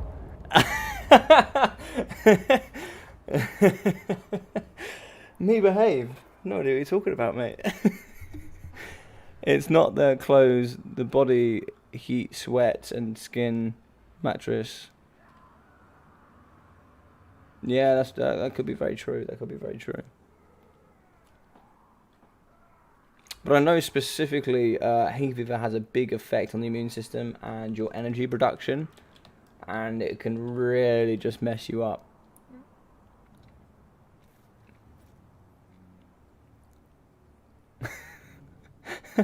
That sentence was too perfect, Biblington. Oh, I'll tell her later. I'll tell her later that's what you said. I'll tell her that I'm bringing everything that's bothering me to bed. But sweating is good for fighting viruses. Yeah. Sometimes I've done that, you know. I felt like a really bad, like I've got like ill and I've gone for like a run or a good like brisk walk and I've sweated a bit and when it's nice and hot and I felt better the next day. So, for the Dinos and Mr. Duck of War, we are going to be having the Thunderous one, the Ancient Stegodon here, coming in with that Judgment of Umac. Fantastic bombardment spell here with the Feral Sheila. Feral Stegodon with that very nice Terror. We are going to be having 2 units of the Skin Cohort Javelins with some very nice Saurus Warriors with shields. Make that 2 units there with the red-crested skinks, as well as some Skin Cohorts with some nice flanking potential, and make that 3 units. We're also going to be having the Skink Priest of Beast for those very nice terror-causing transformation of Godons for the summons of those Manticores, and Flock of Doom. We're also going to be having Kroggar with that good 75 speed, the Hand of the Gods, Swiftness of Itzel, Deadly Onslaught, and the Sacred Spawning of Exotl. So yes, very good indeed. Nice and wide here from the Dino boys, and that's exactly what you expect. From the Skaven, we are going to have Skaven Slave Spears in the front line, as well as some Rattling Guns. We're also going to be having the Warp Grinders with some Clanrat Shields in the front. And over here, we are going to have the Double Assassin. So 1 Assassin here with the Assassin's Trophy, Rivalhide Talisman, and Slippery. We're also going to have the same here on the second one, both also having Concealment Bombs. We're going to have some Skaven Slaves in the front. Make that 1, 2, 3, 4, 5 units of Skaven Slaves. Obviously getting a nerf there in the last patch. And we're going to have probably 3 units of Skaven Slave Spears here in the front as well. Storm Vermin Halberds as well. Looks like 1 on each flank here. Yep, 1 on each flank with 2 units of the Rattling Guns for the slow, the Warp Grinders, and some more Rattling Guns in the back with the very nice Warp Lightning Cannons here, protected by the ROR Cancel Guard Storm Vermin. In the pocket, we are going to have Lord Skrulk, who in my personal opinion in the current meta is probably the strongest legendary Lord here for the Skaven at the moment. We're going to be having the Liber Babonicus, as well as the Rod of Corruption, Stand Your Ground, Vermintide, Pestilence Breath, that very good breath spell, also the Aura of Pestilence, and Plague Rash. Very nice indeed. He'll also be having those magic attacks, and the very nice Contaminated for anything he does hit. Logic has forgotten to update the score. Look, listen. I am... I can't say anything. I've been doing this for too long to be this bad at it. You're right. I should sort myself out. 1-0 here to Ducky, going through to game 2, and we are going to be kicking off. We're biased here. Dowie losses are just ignored. Oh, listen, you behave yourself. Alright, so coming through here, big shots. Warp Lightning Cannons going to be ripping down here up against the Sheila. Only 1 hit. Pretty sure it does have some good armor piercing as well. Yeah, anti-large armor piercing indeed. We're also going to be having the very nice Thunderous one on one side, and the Sheila alongside Kroggar. So 3 big boys to shut down here, and you do have some Rattling Guns to do it. Rattling Guns in the front with that good armor piercing should be able to rip apart here the Thunderous Ancient Stegodon. But looks like they are going to be moving here. You probably want to start moving the Skaven Slaves, but it's going to be really wide here. I don't know if we have just about enough to stop it. Looks like the Rattling Guns are going to be shooting the front up against these Saurus Warriors. Both are going to be hitting there as well. As you can see, these very good Skaven Slaves are going to pretty much struggle against anything this force has to bring. They'll lose to Skink Cohorts. They'll certainly lose to Saurus Warriors. So they're going to be punching through the line at some point. Just how many summons can we get in the front here to protect them? The Council Guard Vermin are unbreakable, of course, with the 2 nice Storm Vermin summons as well. Sorry, not summons, but the 2 units of Storm Vermin. We do have some Clanrats to summon here as well to really aid the front line, but we do have Ferromanticores here coming in the back. They can certainly pop down here onto the Rattling Guns, but I think here in the middle, maybe want to try and see if they can move into the backside and take on the Rattling Guns here in the pocket. Lots of damage has gone down here on the Saurus Warriors. They are going to be losing a couple of thousand there and losing 6 models. Kroggar is coming around the back, and maybe a lovely Hand of the Gods here straight down the Council Guard could be really nice. The Double Assassin coming in the back here, maybe trying to see if they can assassinate Kroggar would be very nice. No Rivalhide Talisman. No, there is, sorry, 2 Rivalhide Talismans, so I can really negate his melee attack as well. Sorry, I was thinking of Snicketch's triangle ability to pin him in place. But he could be slowed here from the Rattling Guns. He's going to go to the back, and a little bit solo here. Damage is going to be going down against him. In the front line here, we are going to be losing the Rattling Guns. Not enough there to protect them. We have lost the Skaven Slave Spears very, very quickly here. Looks like, yeah, the Ferromanticore has popped on here to the Water Lightning Cannon. We do have the anti-large Council Guard, as well as the very good Rattling Guns here, really trying to shut down the Ferromanticore. Shooting in the back up against Krotgar, he is taking some meaty damage. He's lost nearly half HP already. In the front here, though, looks like we are going to be having the Judgment Review map really coming down on top of these Rattling Guns and the crew. A very nice Pestilence Breath spell here coming down against these Skink cohorts. We're in the front here. We are going to be winning up against the red-crested Skinks, but we have all sorts of sneaky Skinks getting in and shutting down the Rattling Guns. Rattling Guns need to drop into this pocket over here, but if they drop into the pocket, this is where the big boy Krotgar comes in. Grimlock's going to want to take apart these Rattling Guns, and on the flanks we can see coming through here is going to be the Saurus Warriors. We're going to be having the Federal Stegodons and some very, very nice Skinks to whip around the flanks and shut down this very, very irritating unit. Over here on the right, we are going to get some Skaven Slaves coming back, as well as the Rattling Guns. But here, pouring into every single orifice here is going to be the Skinks and the Dinos. They're going to be coming in absolutely everywhere here. Storm Vermin have been broken. They will be removed here off the battlefield. These bad boys with the very, very large halberdiers are going to get assisted. Shots coming down here from the Rattling Guns. They're going to be really peppering here into Krotgar. Balance of power is going to be pulling into the Dino favor. As we can see here, damage resistance going down. Swiftness a bit for the extra speed. The nice explosion there. So some very good stuff. So we have terrified some of the clan rats in the front line. Judgment of UMAC going down there as well for some excellent damage. And looks like we have the Council Guard Storm Vermin going to be fighting up against the Skink cohort. If we do get the Thunderous One in there, he can get some very good judgments going down to really try to see if he can rip apart this elite ROR unit of Storm Vermin.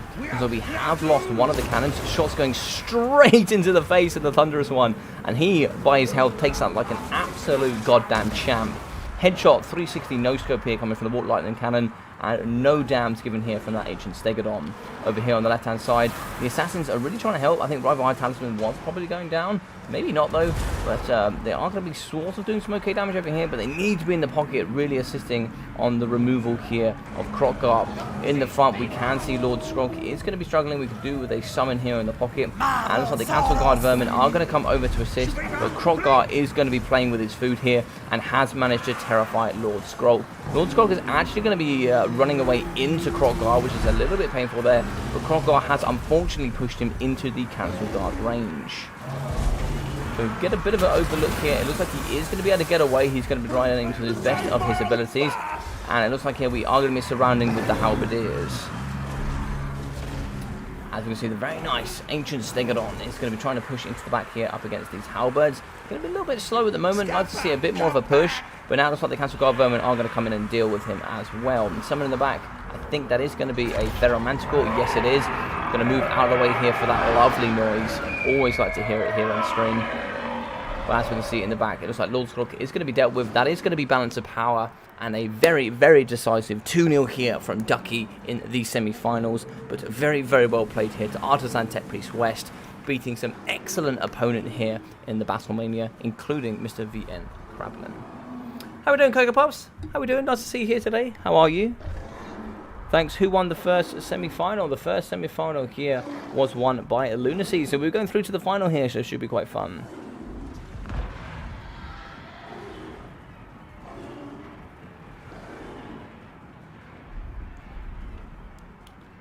There's just going to be the Storm Vermin left here. What we'll do is we'll get up nice and close to you guys so we can get a nice, good overview view.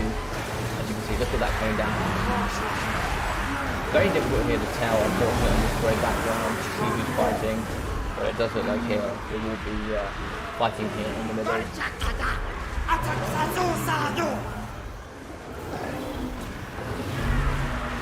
Saurus Invicta. GG's and well played. Good to see you, Logic. Thank you very much, Goku Boss. Nice to see you here on the stream. I hope you're doing well. Hope you've had a good evening. How are we doing, Ruben? Hope you're having a good evening as well, buddy. What have we got going on here? Blackthorn, exactly. There is more wisdom in the phrase, pain is your friend. He reminds you, you are alive. Than it might seem. Feeling bad means your body is fighting it. That is true. That is very, very true. That's a very wise comment there, Mr. Blackthorn. Very wise.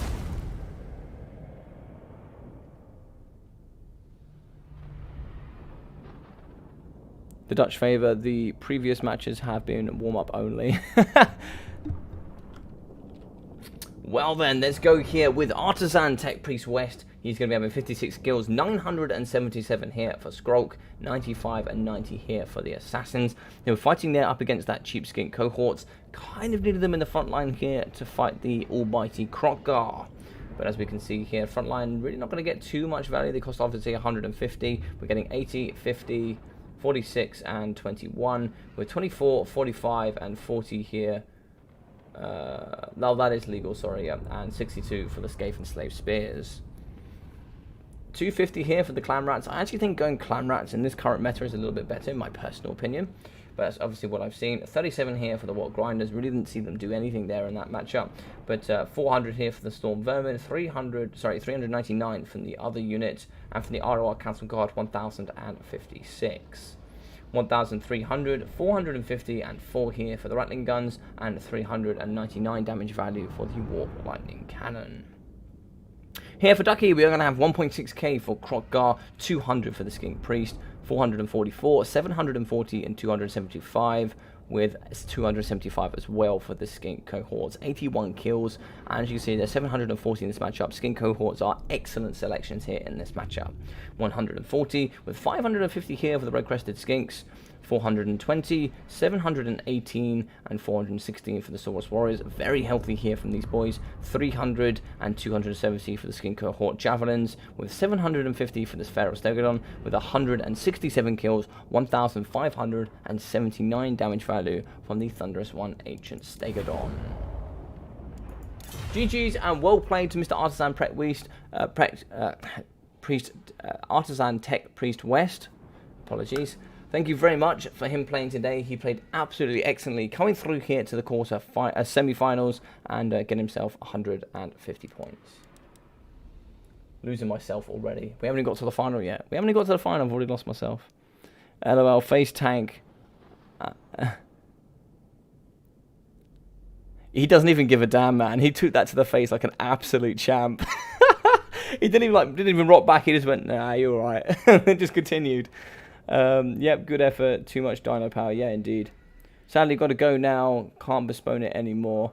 GG's, thanks for the cast and the company fellas. Thank you very much, Mr. Blackthorn. It's always very nice to have you here. Any proud Dowie left standing? I'm sure Lucky will bring it here in the next one. Lunacy is going to be here in the final. Unfortunately, we did see a Dowie loss earlier, Shetland. But Shetland, how excited are you for the Dowie coming forward? I'm sure you're super excited. GG's, thanks for the stream. Maybe I'll catch the end of the finals. Thank you very much, Parkerilla. It was awesome to have you here, buddy. Thank you so much. By the way, Logic, can you check Discord? You haven't replied to my question that I sent this morning. You sent me one this morning?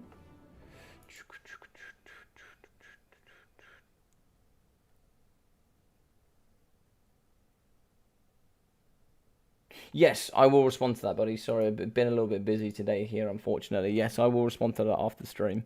At Logic, love your stream for the graphics quality. Could be best. Warhammer 2 stream in terms of graphics quality. Can see all details on models. Appreciate it. Someone who has to play low graphics. Oh, no problem, buddy. I'm glad you're enjoying it. I'm glad you're enjoying it. Oh, somebody mute this man. Somebody, Bibbleton, you might have to have a word with Mr. Zypher over here. He's coming through chatting all sorts of rubbish.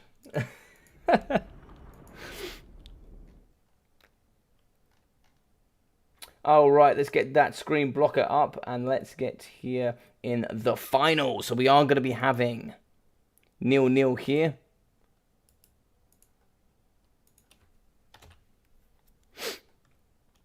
And we will be having Ducky on the left-hand side, and we will be having Lunacy on the right.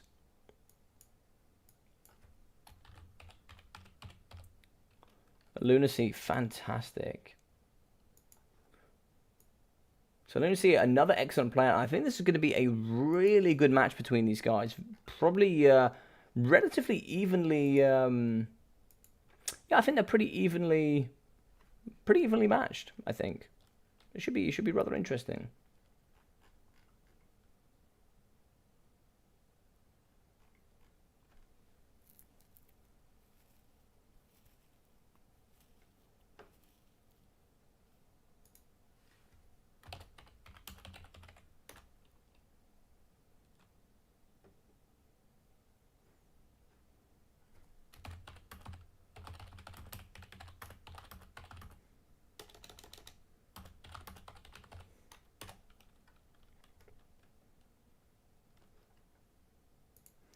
Alright, so let's go through here to the final. So Lunacy coming up against Ducky of War.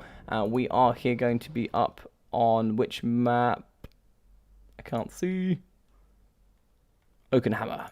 Lovely. There we go, Oakenhammer.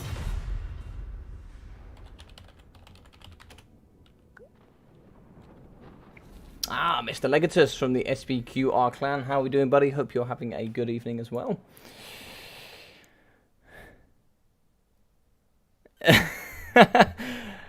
Can I dodge the banhammer if I compliment you? Maybe if you compliment me. But listen, we have the banhammer ready here for Biblington. He's got his hammer at the ready. Honestly, I don't like it when factions get DLC. It makes everyone else more prepared for all the possible options.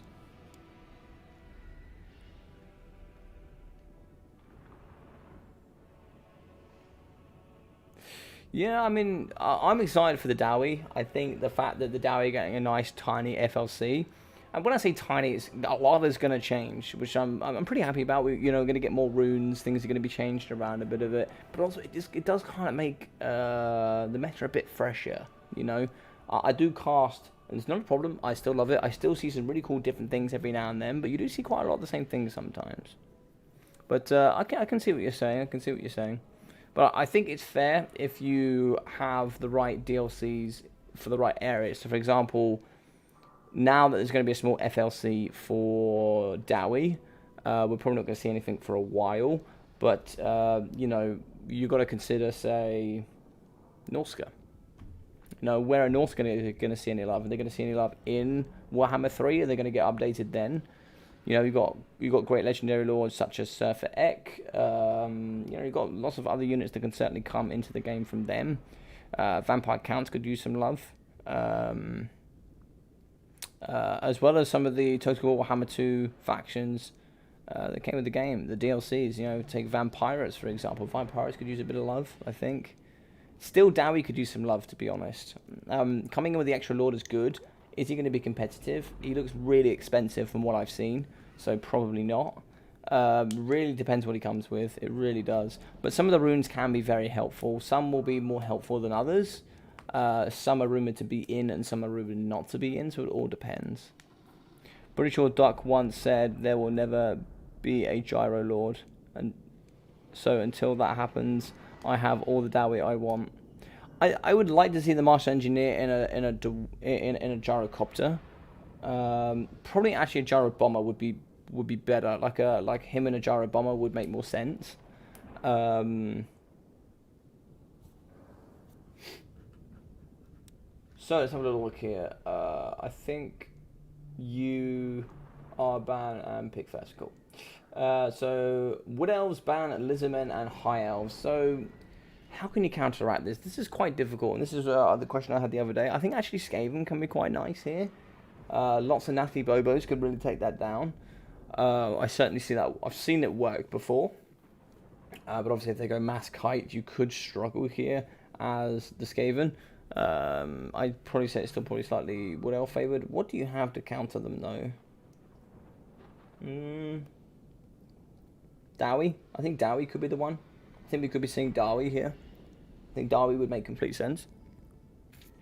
VC, TK, and Norska need one. Yeah, for sure. For sure. I don't think you can leave out Vampirates.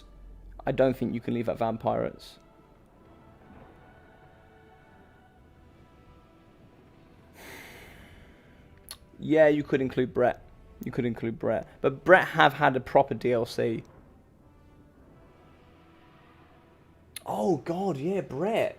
I didn't. But Ducky is not a Bretonnian player. He is not a Bretonnian player. I don't know who hates worse, Bretonnia or Vampire Counts. But yeah, looks like he's going to go Dowie. I think that's exactly what I would expect.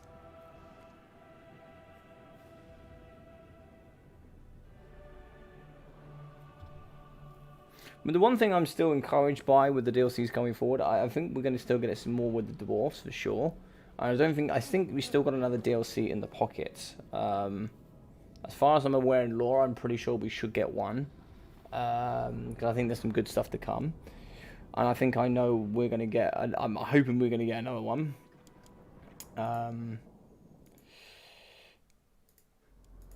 I think VC should certainly get updated for sure. And so should Tomb Kings. I'm struggling to see what we're going to do with Vampirates, because a lot of Vampirates was taken from minimalistic stuff from the books anyway. So unless they kind of verge off a little bit, and CA are okay with it, or Games Workshop more importantly are okay with it, then sure.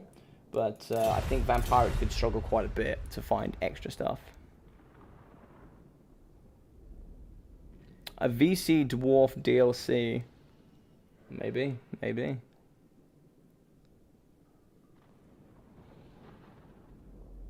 Robert Duck War, you better avenge me or lose 3-0 so I look better.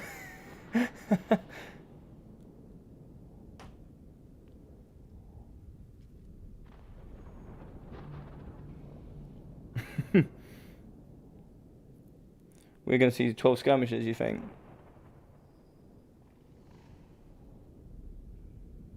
Just give TK and Norska and Empire Caster Lords. Yes, I could agree with that for sure. Especially Norska. God damn, the Norska are struggling so hard.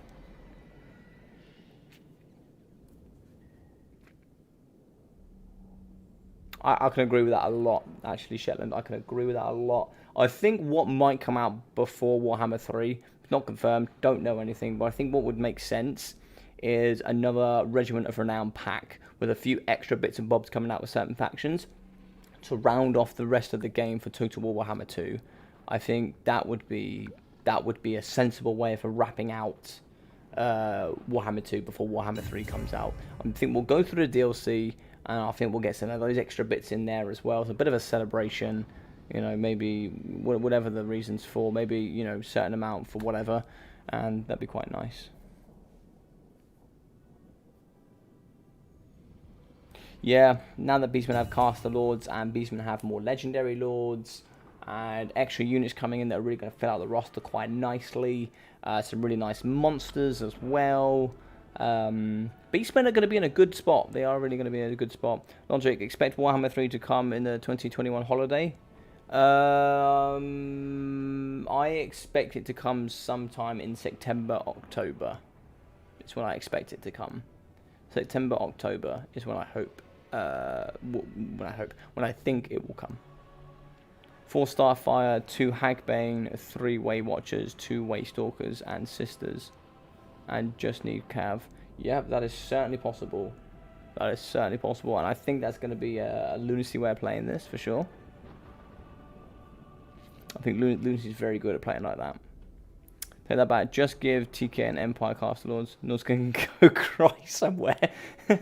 I think Norska need to take over the mantle of the memes of becoming the new Moo. They need to go in, and they just need to be the new unloved faction. I think CA said this will be the last content drop for Warhammer 2, but don't remember where I heard that, so it could be wrong. It's going to be the last. It's going to be the last DLC proper content drop. So like obviously when they did the Regiment of Renown drop, it was a 10-year celebration. No, not 10 year. Was it 10 year? 10 year? 10-year celebration for Total War or something like that, maybe? No, I could be wrong. Could be wrong. It was a celebration of something. It was a celebration of something, and they just gave out some RORs that really filled out Bretonia, filled out Empire, filled out quite a few factions actually from Warhammer 1, I believe. Who takes Hagbane versus Dowie? Slayers. Slayers, Shetland. Slayers are needed. You do need some Hagbanes for Slayers, because Slayers outspeed, because you've got 36 speed for normal.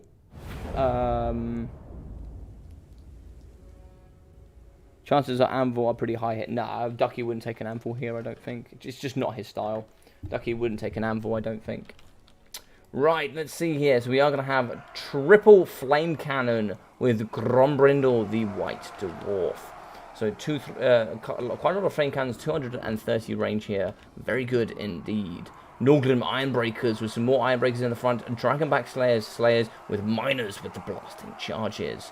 Grombrindle the White Dwarf as well. With that Foeseeker, Flash Bomb, and Grombrindle has no fear. God damn I thoroughly apologise. We will go over that again because I have my blocker. Logic, do you think TK Infantry needs improving? We'll drop into that in a moment, but yes.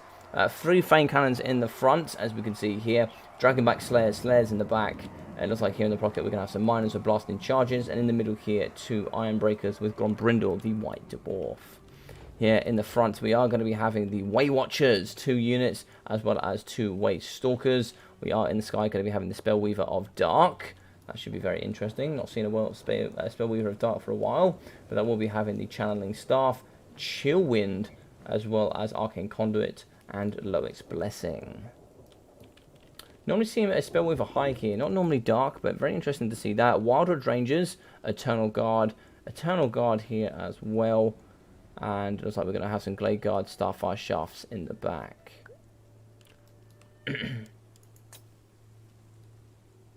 Very good stuff. Good luck. Have fun from both sides. I really like that.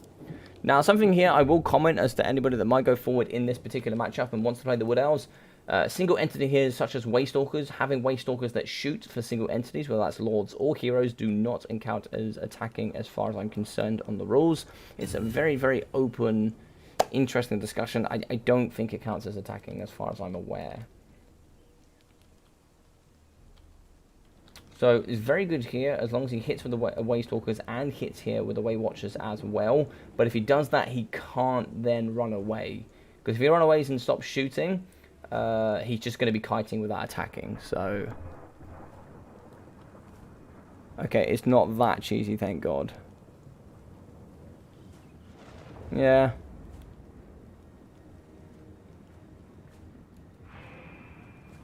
I think here Ducky's just having a bit of fun with it. I think he's just going to be having some fun here with the flame cannons. Shots going over the top. Going to be going to the middle one here. Flame cannon still going to be living here quite well. Chillwind going down on the Norgrim Iron Breakers. They are going to be shooting here into the miners with blasting charges. So good shots going in.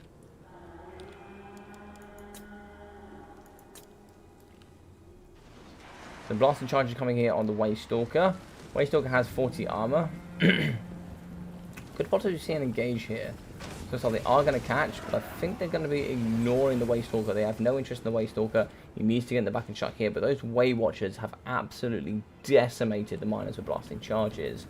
30 armor piercing missile strength here from these guys. Very, very good damage coming through. So they are going to be breaking the miners with blasting charges. We still have more here in the front as well. Get rid of those blasting charges here. There's really not much force here to stop the infantry from coming through. Good armor piercing Wildwood Rangers. Should be able to do the good damage here in the front. So they are going to be sniping the crews here in the back. So they're actually going to be shooting and hitting the cannon. Not too sure where the cannon is going to be going here. But these should be available to shoot. Not sure what range we're talking about here. The range is not quite going to be enough here to catch the Way Watchers. Another chilled wind here going down on the miners with blasting charges. Shots down in the front here going for the miners with blasting charges.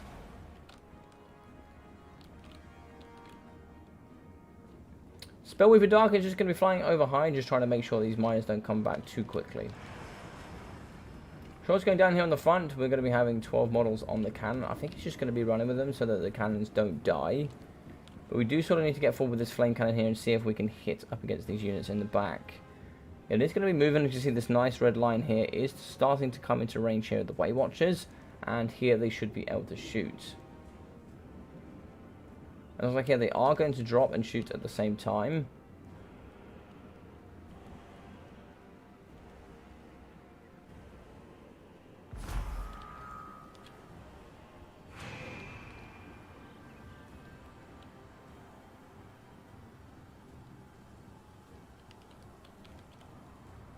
Here the Spellweaver is going to be going after the miners and pushing that off. That's fine. So here, the ruling here for me is I don't mind the Waystalkers going backwards whilst these shoot, but you cannot have all 4 going backwards and not shooting. That's not acceptable. So they are going to be engaging here, so that's a good engagement there. I'm happy with that. And coming over here is going to be the Spellweaver of Dark. Very interesting to see the Spellweaver of Dark today. Don't see that very often. Nice to see something different here in the meta as well. So going to be shots coming down from the Way Watchers here alongside the miners. Oh, here we go. Coming down the pipeline. Are they going to hit is the question. Big hits here going down up against the Way Watchers. Negative leadership for them as well. They are going to be losing 2 models. Shots coming down the front here. Whoa, look at that damage there on the miners of blasting charges. There was a bit of a negative to accuracy during the Sisters of Twilight, I believe. That upgrade there, the DLC had a bit of negative accuracy here for the Weight Watchers. But here they're doing pretty well for sure. Oh no, that's going to be another cannon going down here for Ducky. And I think that is going to be all of them out. One cannon there, second cannon here. That's going to be 3 cannons down. We are going to have 2 flame cannons here in the center. And we are going to have 3 on the right. Coming forward now is going to be this force. I don't know if Ducky's going to have enough to stop this. But it should be interesting to see nonetheless.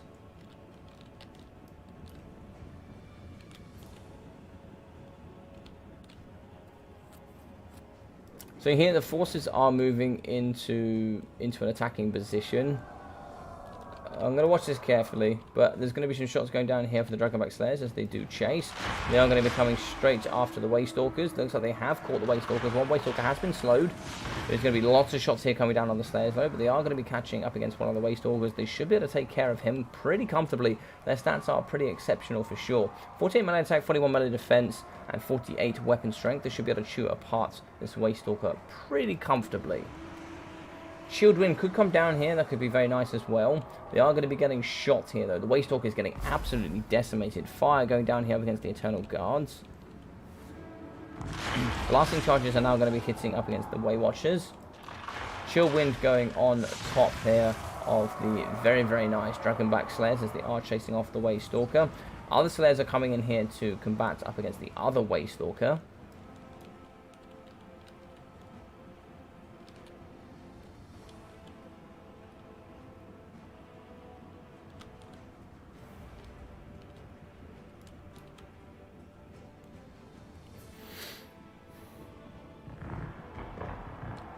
Yeah, so let me just double check the attacking seconds. So it should be 10 seconds per volley. So it's pretty long to hit on the volley. If this continues, I'm gonna let it play out a little bit and see what happens.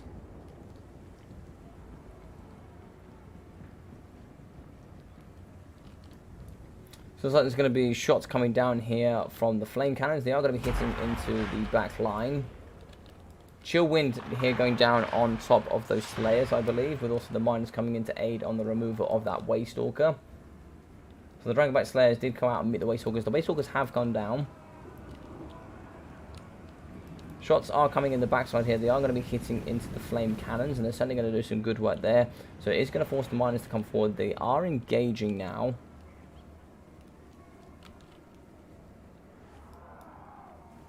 There is no shots coming out here, and they are dropping. So there is shots now from the left-hand side.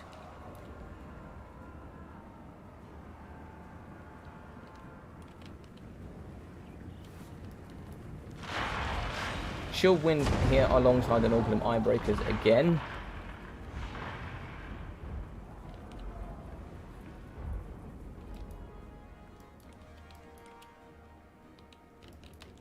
So that's the furthest I'm going to allow here.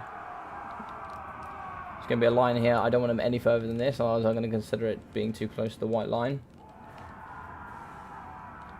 Shots going down in the front here up against the Slayers.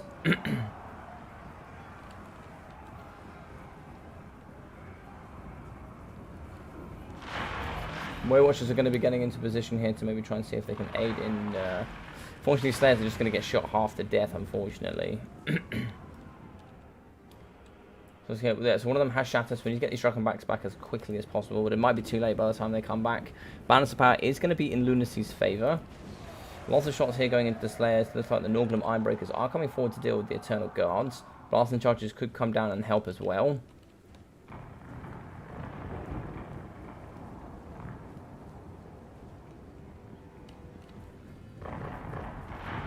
Shots are going to be hitting up against the Glade Guard Starfire shafts.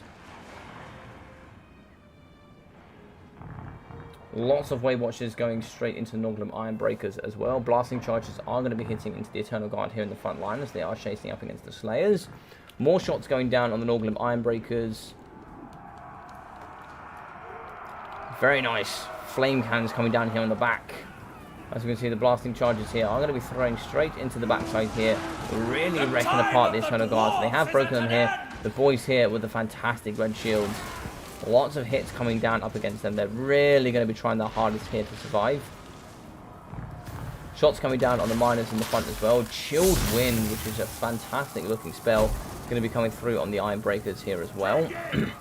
We do have some Slayers in the background. We still have a, what's that, 2 models of the cannons left here, with 2 left for the other flame cannons as well.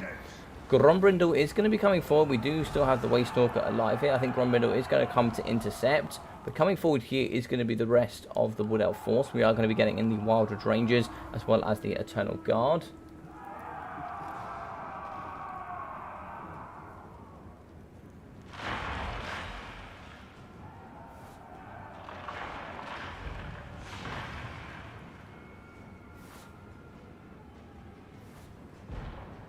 This is, yes, this is Oakenhammer, sir. This is Oakenhammer. So lots of shots coming down up against the miners. And looks like we still have the Glade Guard Starfire Shafts are going to be hitting up against the Iron Breakers in the front.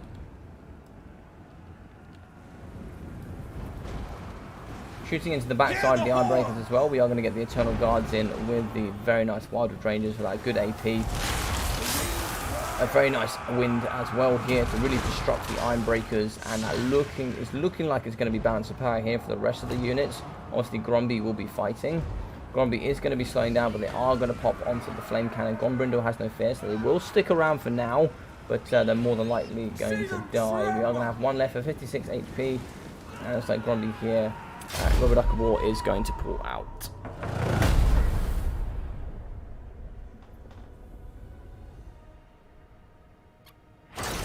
So the reason why this is okay, or at least is not quite rule breaking, is the fact that we did have 2 units of the Weight Watchers firing there in the beginning.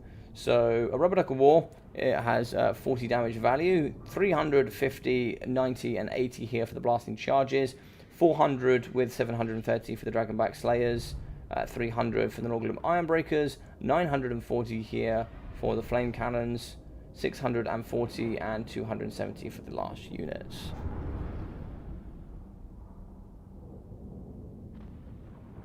Yeah, I just think Ducky Wonder had some fun with it. He brought this last time up against Caradoc, and it was a pretty fun and awesome match. But I think here up against Lunacy, who's well known to play a little bit like this, was never really going to work.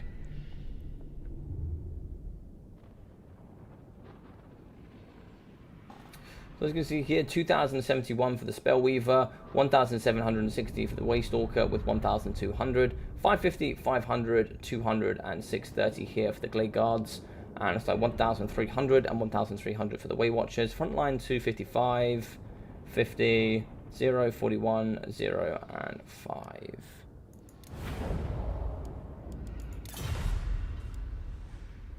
Looks like GG's all round.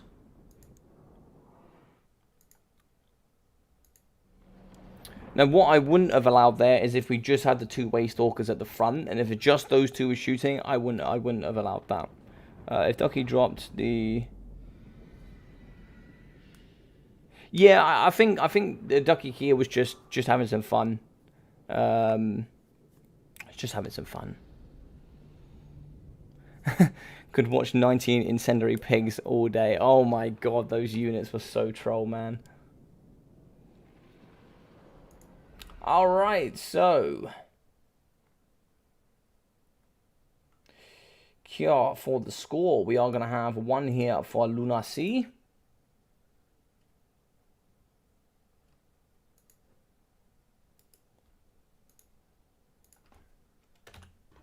And we'll be moving on to game 2, which I believe is Pillar of Bone, I think. Yes, I believe it's Pillar of Bone. Yes, Pillar of Bone and then an Outdorf Outskirts.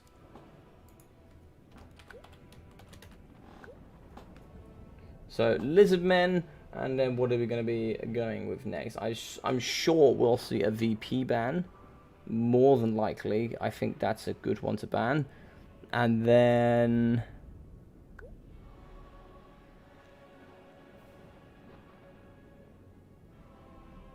yeah, I just think he wanted to have some fun with it. Yeah, so VP Skaven, cool. Pretty much what I expect.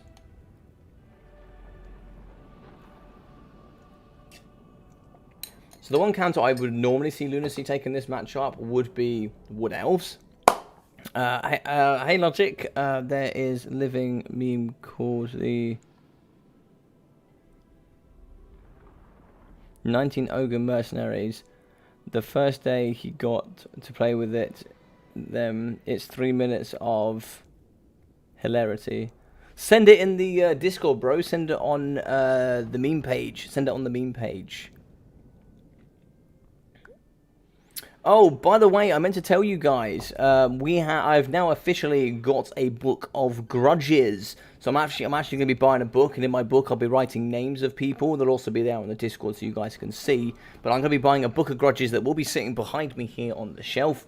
And I've already got 3 names in the book. So we have Praetor, we have Nirando, and we also have Artisan Tech Priest West. All 3 of those guys are going to be in the Book of Grudges, and the way that they get out of the Book of Grudges is they have to take the Slayer Oath. So the Slayer Oath is they had to do a full Slayer build in Total War Warhammer 2, and then they have to beat somebody and send it to me as a replay. That is their way of me casting them, getting back into being casted here for videos on the channel.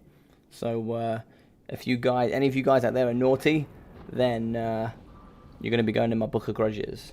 But I will be having an official book that has grudges written over the top, so it should be pretty funny.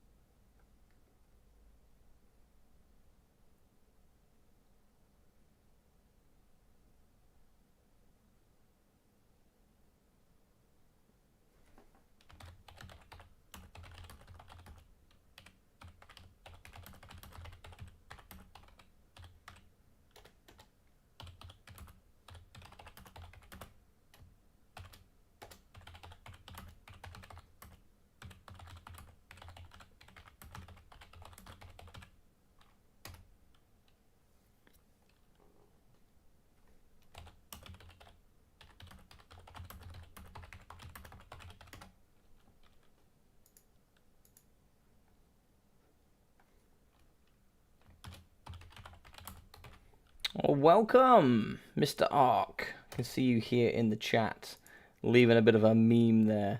Ogres join the battle. All right, we'll watch that later.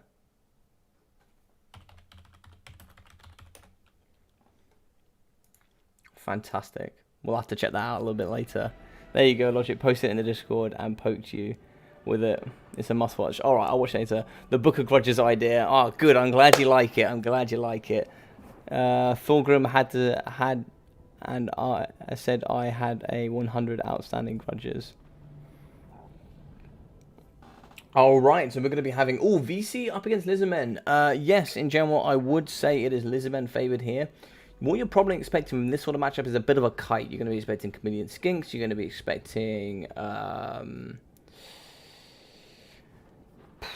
yeah, probably Skinks, probably Razordons, probably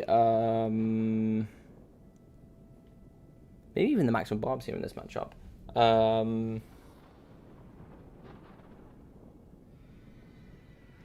I've forgotten the Stegodons. The Stegodons with the bows on the back, and then probably Mazda Mundi if you can. Mr. For Poland, how are you? I think Lunacy will go double Banshee, double Vargolf. Yeah, maybe. Yeah, it's not a bad shout. It's not a bad shout indeed.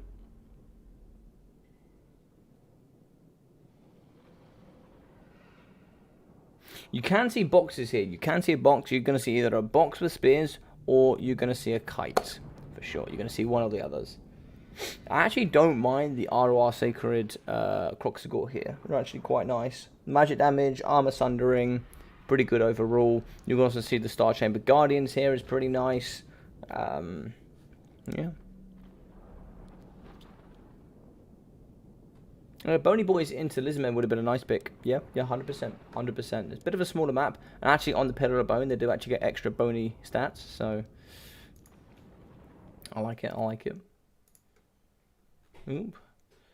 Let's have a look here. Couple of mentions. What's going on? Ah, Mr. Aerith Carthage. Hello.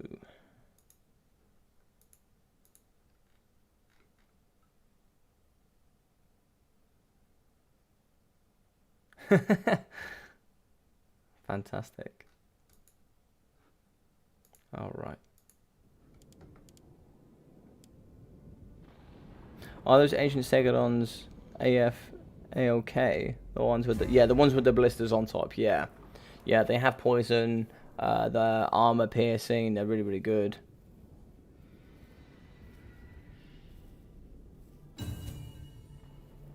Yeah, Dreadsaurian could work for sure. I'm sure.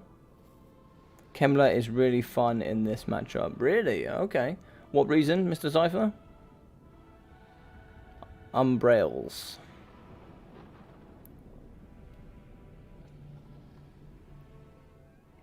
Alright, so I think from Ducky, we could see Kite or we could see... I think we'll probably see Box a bit more, I think, from Ducky. I think more than likely we'll see Box. But it's tough to say. It is tough to say. If we see Box, we'll see Flock of Doom, and we'll see... and then we'll certainly see Translation of Gdon, I think. Otherwise... I'm not sure. Okay, so for the boys here, we are going to be having a bit of a Sky Force. So we are going to have the Colossal Hunter Ripidactyl Riders. And oh my god, we're about to see a Man of Myth, a Legend in the sky here. But we are going to be having the Fork Sentinels, as well as the Pterodon Riders and the Fire Leech Bowlers with the ROR Colossal Hunters. We're also going to be having the Man of the Myth, the Tic-Tac-Toe Legend. Tic-Tac-Toe is inbound with that lovely rock there on the bottom. He's going to be having Deadly Onslaught, Master of the Skies, and Drop Rock Sphere. We're going to be having some Saurus Warriors here on the floor. Make that 1-2 with the Temple Guards, with the Star Chamber Guardians, and some Saurus Warriors here to make a beautiful box. We are going to be having the Skink Priest of Beasts, which is what I thought, and we're going to be having the Heavens here. Fantastic stuff. So we're going to be having the Translation of Gdon, Flock of Doom, and here we will be with Harmonic Convergence and also the Rolling Skies. So if they do go in the skies, you can pop Harmonic Convergence there and you get negative stats. And that is going to be perfect here for Manfred von Carstein. We are going to be having 4 bats as well as Manfred here in the sky. Manfred here on top of his big old dragon. He's going to be having the Master of the Black Arts, as well as Raise the Dead, Invocation of Nehek, Spirit Leech, Pestilence Breath, and Curse of the Undeath. Here in the back as well, we are going to be having the Necromancer. He's going to be here on his cart, and he's going to be stroking his dirty rod all day. Giving those winds of magic, causing that damage to himself, but then regenning here without regeneration. We're also going to have Master of the Death, and also Vigorous Mortis. Very good. We're going to be having the double Vargolf and lots of Graveguard. Great weapons here for the anti-infantry armor piercing. 4 units of those bad boys with some zombies here in the front lines.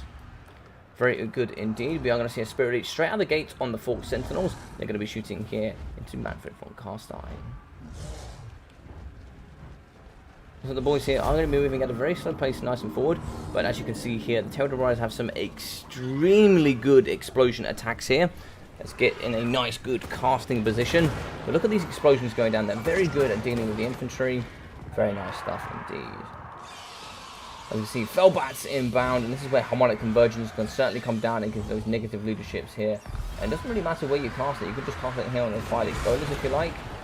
But Rolling Skies can be very nice. I think Ducky's taking just a little bit too long here. I think it does need to go down. Invocation of Nehek is there. Certainly haven't seen it go off yet. I'd like to see the Rolling Skies being popped here with a Harmonic Convergence. So Master of the Skies going up there with that massive increased melee defense. Let's look here a lot. Where are the ROR Colossal Hunters? So the Colossal Hunters are going to be struggling, and no, it's the Fork Sentinels that are going to be struggling. Whereas the Colossal Hunters, they are also struggling. That's a bit of a worry.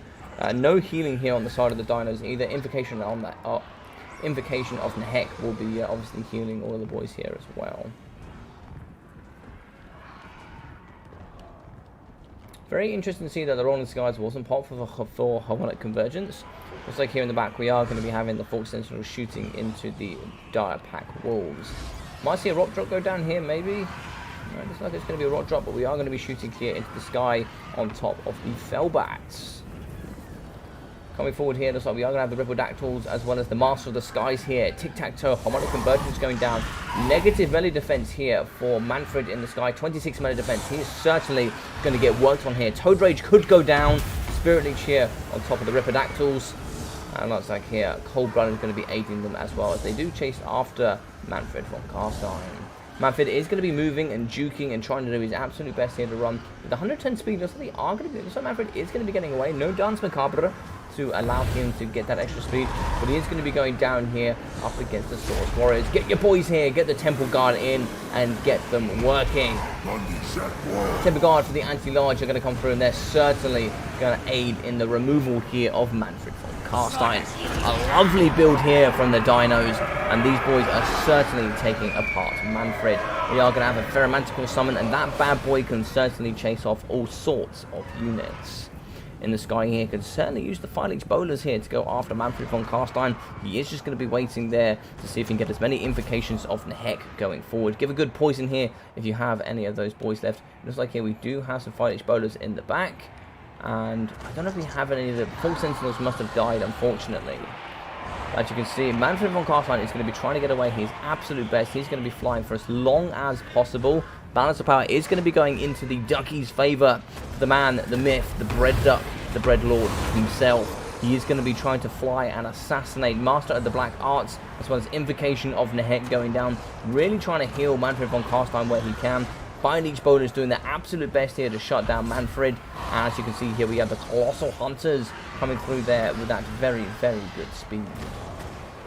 They're going to be absolutely trying to remove Manfred. And once Manfred does go down here, it is simply going to be the Vargulfs versus the world. You can see in the front here, we do have the Star Chamber Guardians. They can certainly do some good work here up against the Vargulfs. We're certainly need those to aid. As you can see from the very, very nice double heroes here, we do get some good Flock of Dooms here in the pocket. It could be really, really quite good.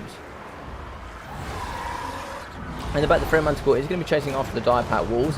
Might like to see him go after Necromancer. As you can see, flying on the floor is going to be Manfred. Manfred is going to Invocation of Nehek himself again.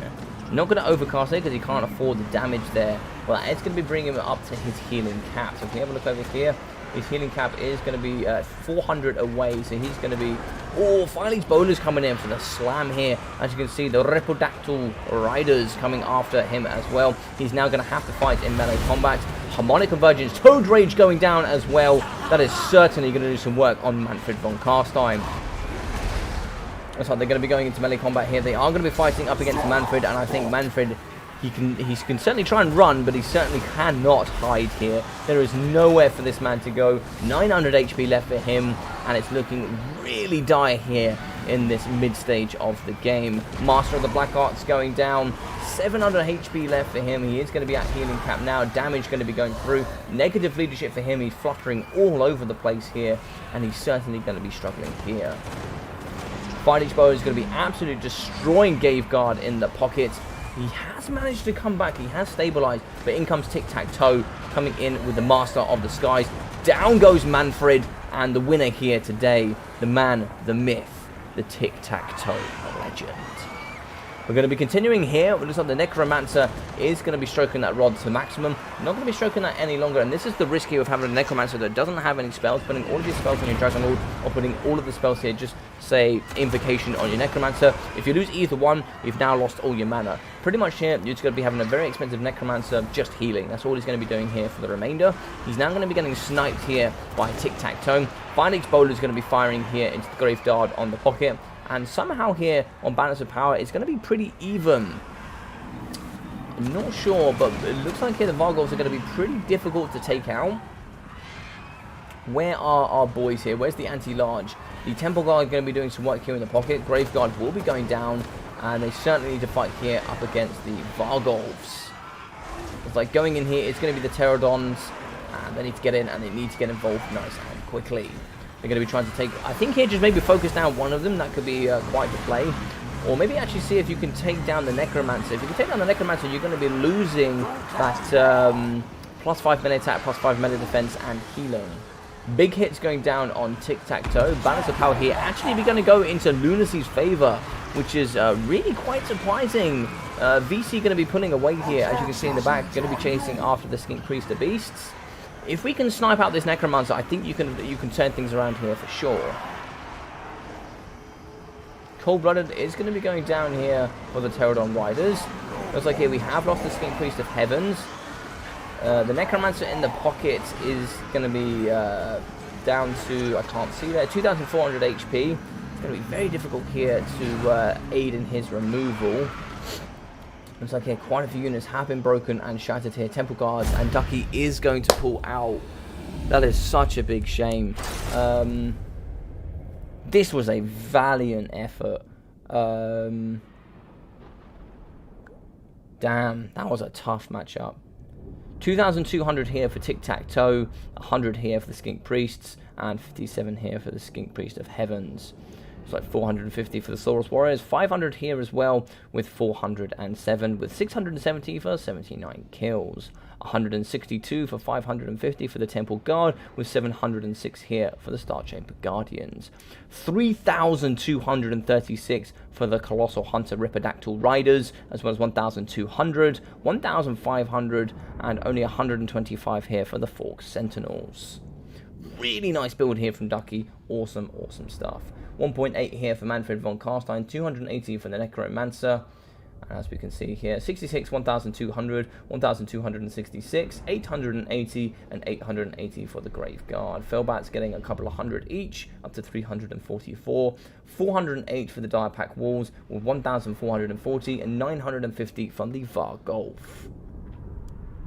Very, very good stuff. Excellent game.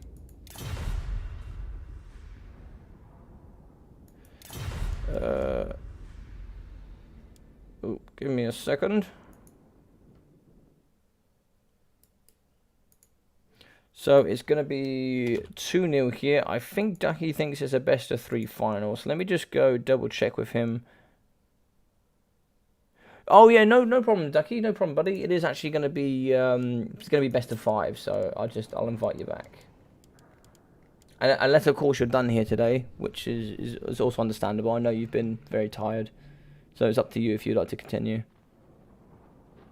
Although that build was awesome, dude. I cannot lie to you. That build was... I like the Ripidactyl Riders, man. The Colossal Hunters came through with the absolute steel chair there on Manfred von Carstein.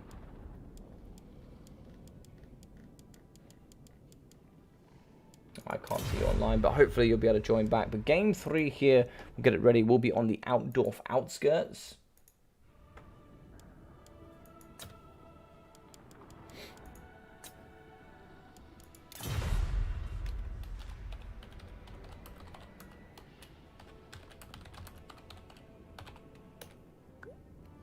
So we're getting into the stage now where you're going to start seeing some different factions. We haven't seen greenskins here from Lunacy there, so I'm sure we're going to be seeing that probably coming very soon. I believe he is a Bretonnian main and a greenskin second player as well, so it should be pretty interesting.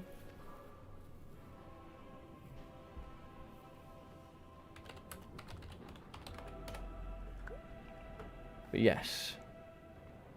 We'll just come back here. Give me 2 seconds, guys. I'm just going to grab a very, very quick... from outside. Manny's item is just trash on Dragon. Oh, fair enough. Best you can get Necromancer for it. Necro has Spirit Leech as well, but not Gaze. Oh, okay. Gaze is really good in some matchups though. Gaze is really good in some matchups. Still VC favored though. You think this is VC favored?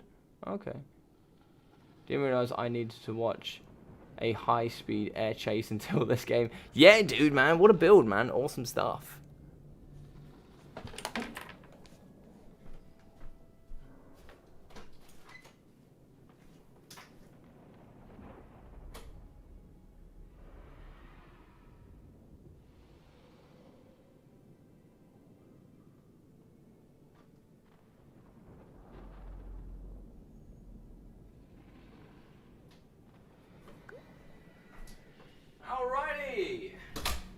Let's get ready to rumble. So I'm stoked for this next game. Brett ban. You can't. Did he already go, Brett? What was game 1? Has he been Brett already? This is game 3, right? What was game 1? Oh, what else? Yeah, of course he went. What else? Yeah. Yeah, so Bretonia banned Chaos and Vampirates. Interesting bands. It's a shame, actually, because Dinos would have been really nice here.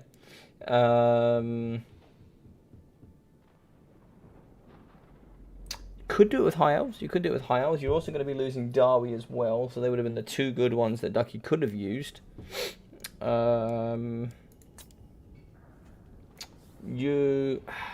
is a tough one. Chaos, maybe? Chaos? Yeah, that's what I thought. That's what I thought, Rebane, yeah. I just remembered him playing it. I thought it was the first one, but it was your first game that he brought it against. Yeah.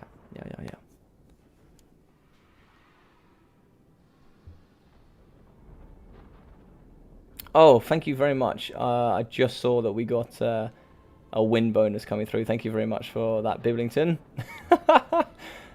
Oh my god, I'm getting this a lot now. I'm getting these like a lot. It was very honourable on the first one. It was nice. I was like, oh, you consider me worthy, but now after this, maybe not. Did he ban Chaos? Oh, so he did. You're correct. Chaos and Vampire band. Yeah, good bands, man. Good anti-large faction. God, I don't know.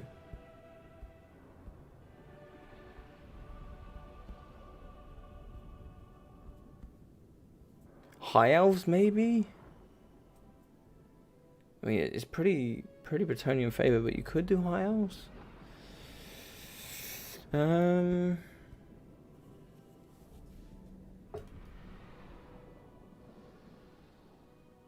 Wait, you are Rebane. Yeah, the Dutch favour is Rebane, yeah. Yeah. Yes, sir. I guess Norska, but don't know how they do versus Brett. Struggle. Hard. It is Ducky's other faction, so Ducky's main ones are probably Norska, Lizardmen, Dowie, and Wood Elves, I would say, from what I've seen. It's almost unwinnable for High Elves, in my opinion. It's pretty tough. Ducky doesn't really play Skaven. I think Skaven also struggle. You could go an elite Skaven box and try and do it that way, but you're just going to get shot to death, and I can almost guarantee that Lunacy is going to go Fae here, so you're just going to get Mortis engined. You need something that can snipe out Fae. God, I don't know. Dark Elves would suck.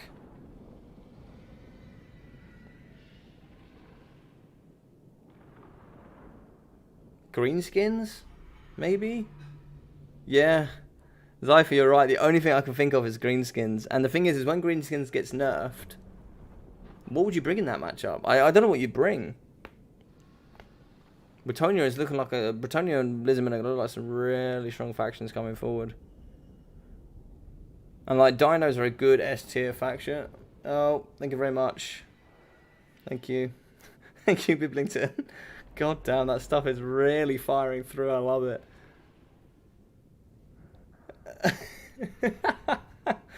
Fantastic. Mirror match is possible. Ooh, let's go! Bring on the moo. Let's go. For Rebane. Let's go, Rebane. What a suggestion. I absolutely love it. I love it. Weezy Brett is slightly disfavored but playable. Yeah, it is good for Blood Knights, etc. I wouldn't want to play it. Not from a VC point of view. I think I'd rather take Wood Elves, I think. Just get slaughtered. Just incoming. My banhammer is just warming up. Yes, exactly, Zypher. The banhammer is warming up, mate, so you better watch out. Yes, let's get the moves. Let's get the moves in the chat. Let's get these big moves in there. Full Robane indeed. It looks like Lunacy's ready. He knows what he wants to bring. First Brett, LM, BM, Dowie, VP are all fine choices in my opinion. Yeah, I think Chaos is another good one. Sedan, how you doing, buddy? Sedan? We still have to play some games. We need to ask some time, but we need to play some games at some point. VC versus Brett is really tough. I think so too, but it is doable. It is an uphill battle and it is painful, but it's doable. Obviously, can't be Lizardmen. Beastmen's doable. I think you're going to need at least 4 Centaurs with throwing axes. You're going to need some more Centaurs as well. You probably want to bring the ROR Centaurs for that magic damage in case the Green Knight does come. If he comes, you know. You need something to deal with him in case he is there. And even if he isn't, they're damn good cav anyway, right? Why am I being threatened? I didn't do anything. I don't know. Billington knows. He knows. He knows what he needs to do. He knows what he needs to do if it happens. I swear I'm going to lose my voice before the 14th of July. Oh, man. So, yes, for those that don't know the Dutch favour, I did actually throw up a link for him earlier. If I paste here, is that the same link? Yes, there we go. So, there's going to be another link there. That's another link to Rabane's channel. So, Rabane obviously is a clanmate of mine from DBD here. He does some streaming here on Twitch, and he has a tournament coming on the 14th, which is going to involve the Beastmen. So if anybody wants to get interested in doing that sort of thing, please feel free to pop in on there. Check him out. Maybe give a nice little subscribe there to his Twitch as well. You know, that'd be very nice of you guys. And just check him out. See what it's all about. See all the tournaments he has coming forward as well. And I'm sure you guys will have lots of fun for the new Beastmen tournament coming forward from him. Yeoman Archers are like one of the best units in this matchup. I think in general, actually, I think Yeoman Archers for Bretonnia are like kind of really underrated. I know they're super expensive. Like the Mordants of Montfort are actually like really good. I actually really like them in the High Elf matchup. I know some people might slam me for that, but I really like them. Both are ready. So I'm thinking we're going to be seeing 4 units of Centaurs throwing axes. We're going to see some Ungors as well. We're seeing lots of wide cheap infantry with spears. We might even see Cygor or 2 here. You never know. It's pretty doable as Beastmen with Shadowgate. With Shadowgate. Yeah, for sure. Well, yes, do check out Mr. Dutch Favour, or otherwise known as Rabane. He'll also have a link to his challenge in my Discord. So if anybody that does want to join the Discord, go into my description here of the live stream, and you'll be able to find that there. If he takes throwing axes, he shouldn't be able to win. You think? I really like throwing axes in this matchup. That's if he takes Yeoman. We'll see. So let's go with the Beastmen. I think to deal with the Yeoman, yeah, there we go. We take Chaos Warhounds with poison. So we're going to be having the Minotaurs with the great weapons, good anti-large armor piercing. We're also going to be having the Warhounds with poison, as well as the Ungor Spearheads with shields. We're going to be having a Gorbel and a Beast Lord, which is quite interesting, with a very nice on-foot Brave Shaman of Death. So the Gorbel here will be having the Axe of Men, making him unbreakable and causing terror, as well as the Deadly Onslaught, Foe Seeker, Slaughter's Call, as well as that of Blood Greed. We are going to have Spirit Leech, Doom and Darkness with Life Leeching, and for the Beast Lord here, we will be having the Horn of the First Beast, as well as having Apocalyptic Vision, the Blood Lust, and of course Totem of Rust. In the front line, we're going to have quite a few units here of the Ungor Herds. Very good there with those shields, with some Ungor Spear Herds here with shields around the sides. We're going to have a few units of the Peasant Mobs in the front here for the Bretonians, as well as the Knights of the Realm. And in the back here, we're going to have some Pox Arrows as well. It's like 1, 2, 3, 4 units of Pox Arrows. Battle Pilgrims here, very good leadership from these bad boys. 80 leadership, no joke at all. As well as the Double Paladin, 1 here with Guardian, 1 without. And the Fey Enchantress here on, of course, her very, very good Unicorn. She will be having that 60 magic resistance on top of her Unicorn. Should also be having that Fear, Blessing of the Lady, Life Bloom, Mist of the Lady, with that very, very nice Mortis Engine effect, Awakening of the Woods, Earthblood, Arcane Conduit, and Chalice of Potions. More Battle Pilgrims, more Peasant Mobs, with more Knights of the Realms, and of course more Peasant Pox Arrows. Defenders of Fleur-de-Lis, here for the anti-infantry, these lovely blue and white Knights, absolutely amazing here. Very good anti-infantry with Frenzy, and obviously that Lance formation. With the Knights Errant here as well for the anti-infantry, just to aid and really clear up some of this cheap, cheerful infantry. In the back we are going to have some Warhounds with Poison. And over here on the right we'll have some Ungor Spearheads, nice and vanguarded here, try and get in the flanks and shut down these Peasant Pox Arrows. Very good indeed. Looks like here we are going to have ready, good luck, have fun, you too. Let's crack on with it. So this is going to be game 3 here in the final. What's going on here?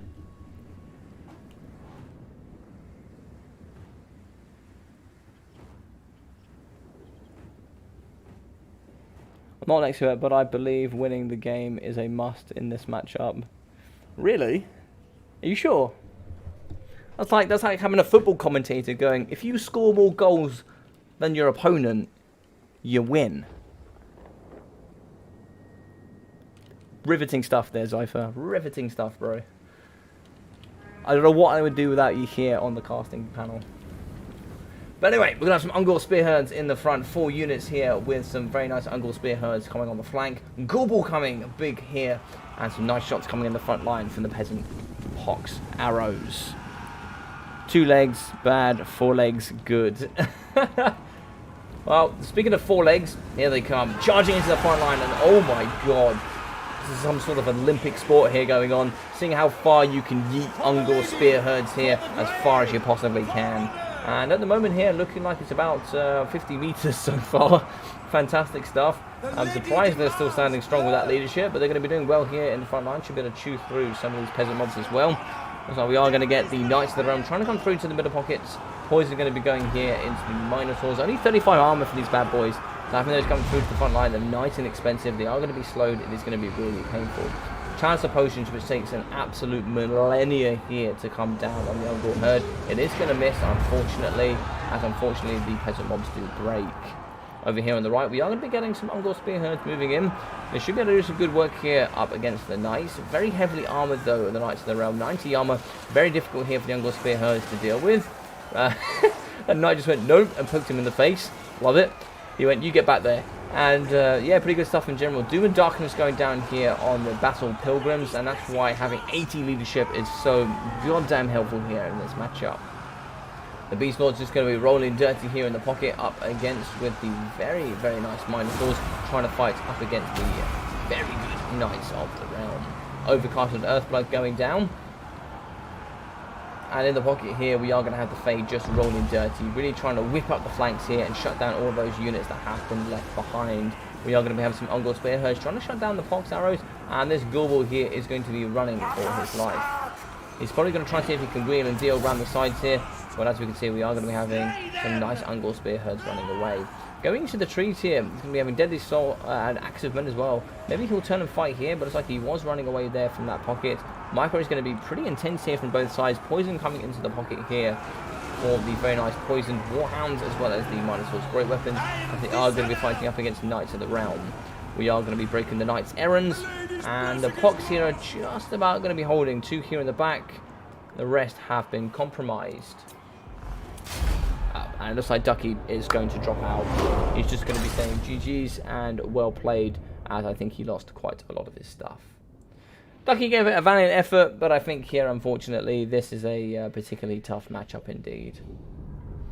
But it looks like here, 423 for the Fae, 450 and 530.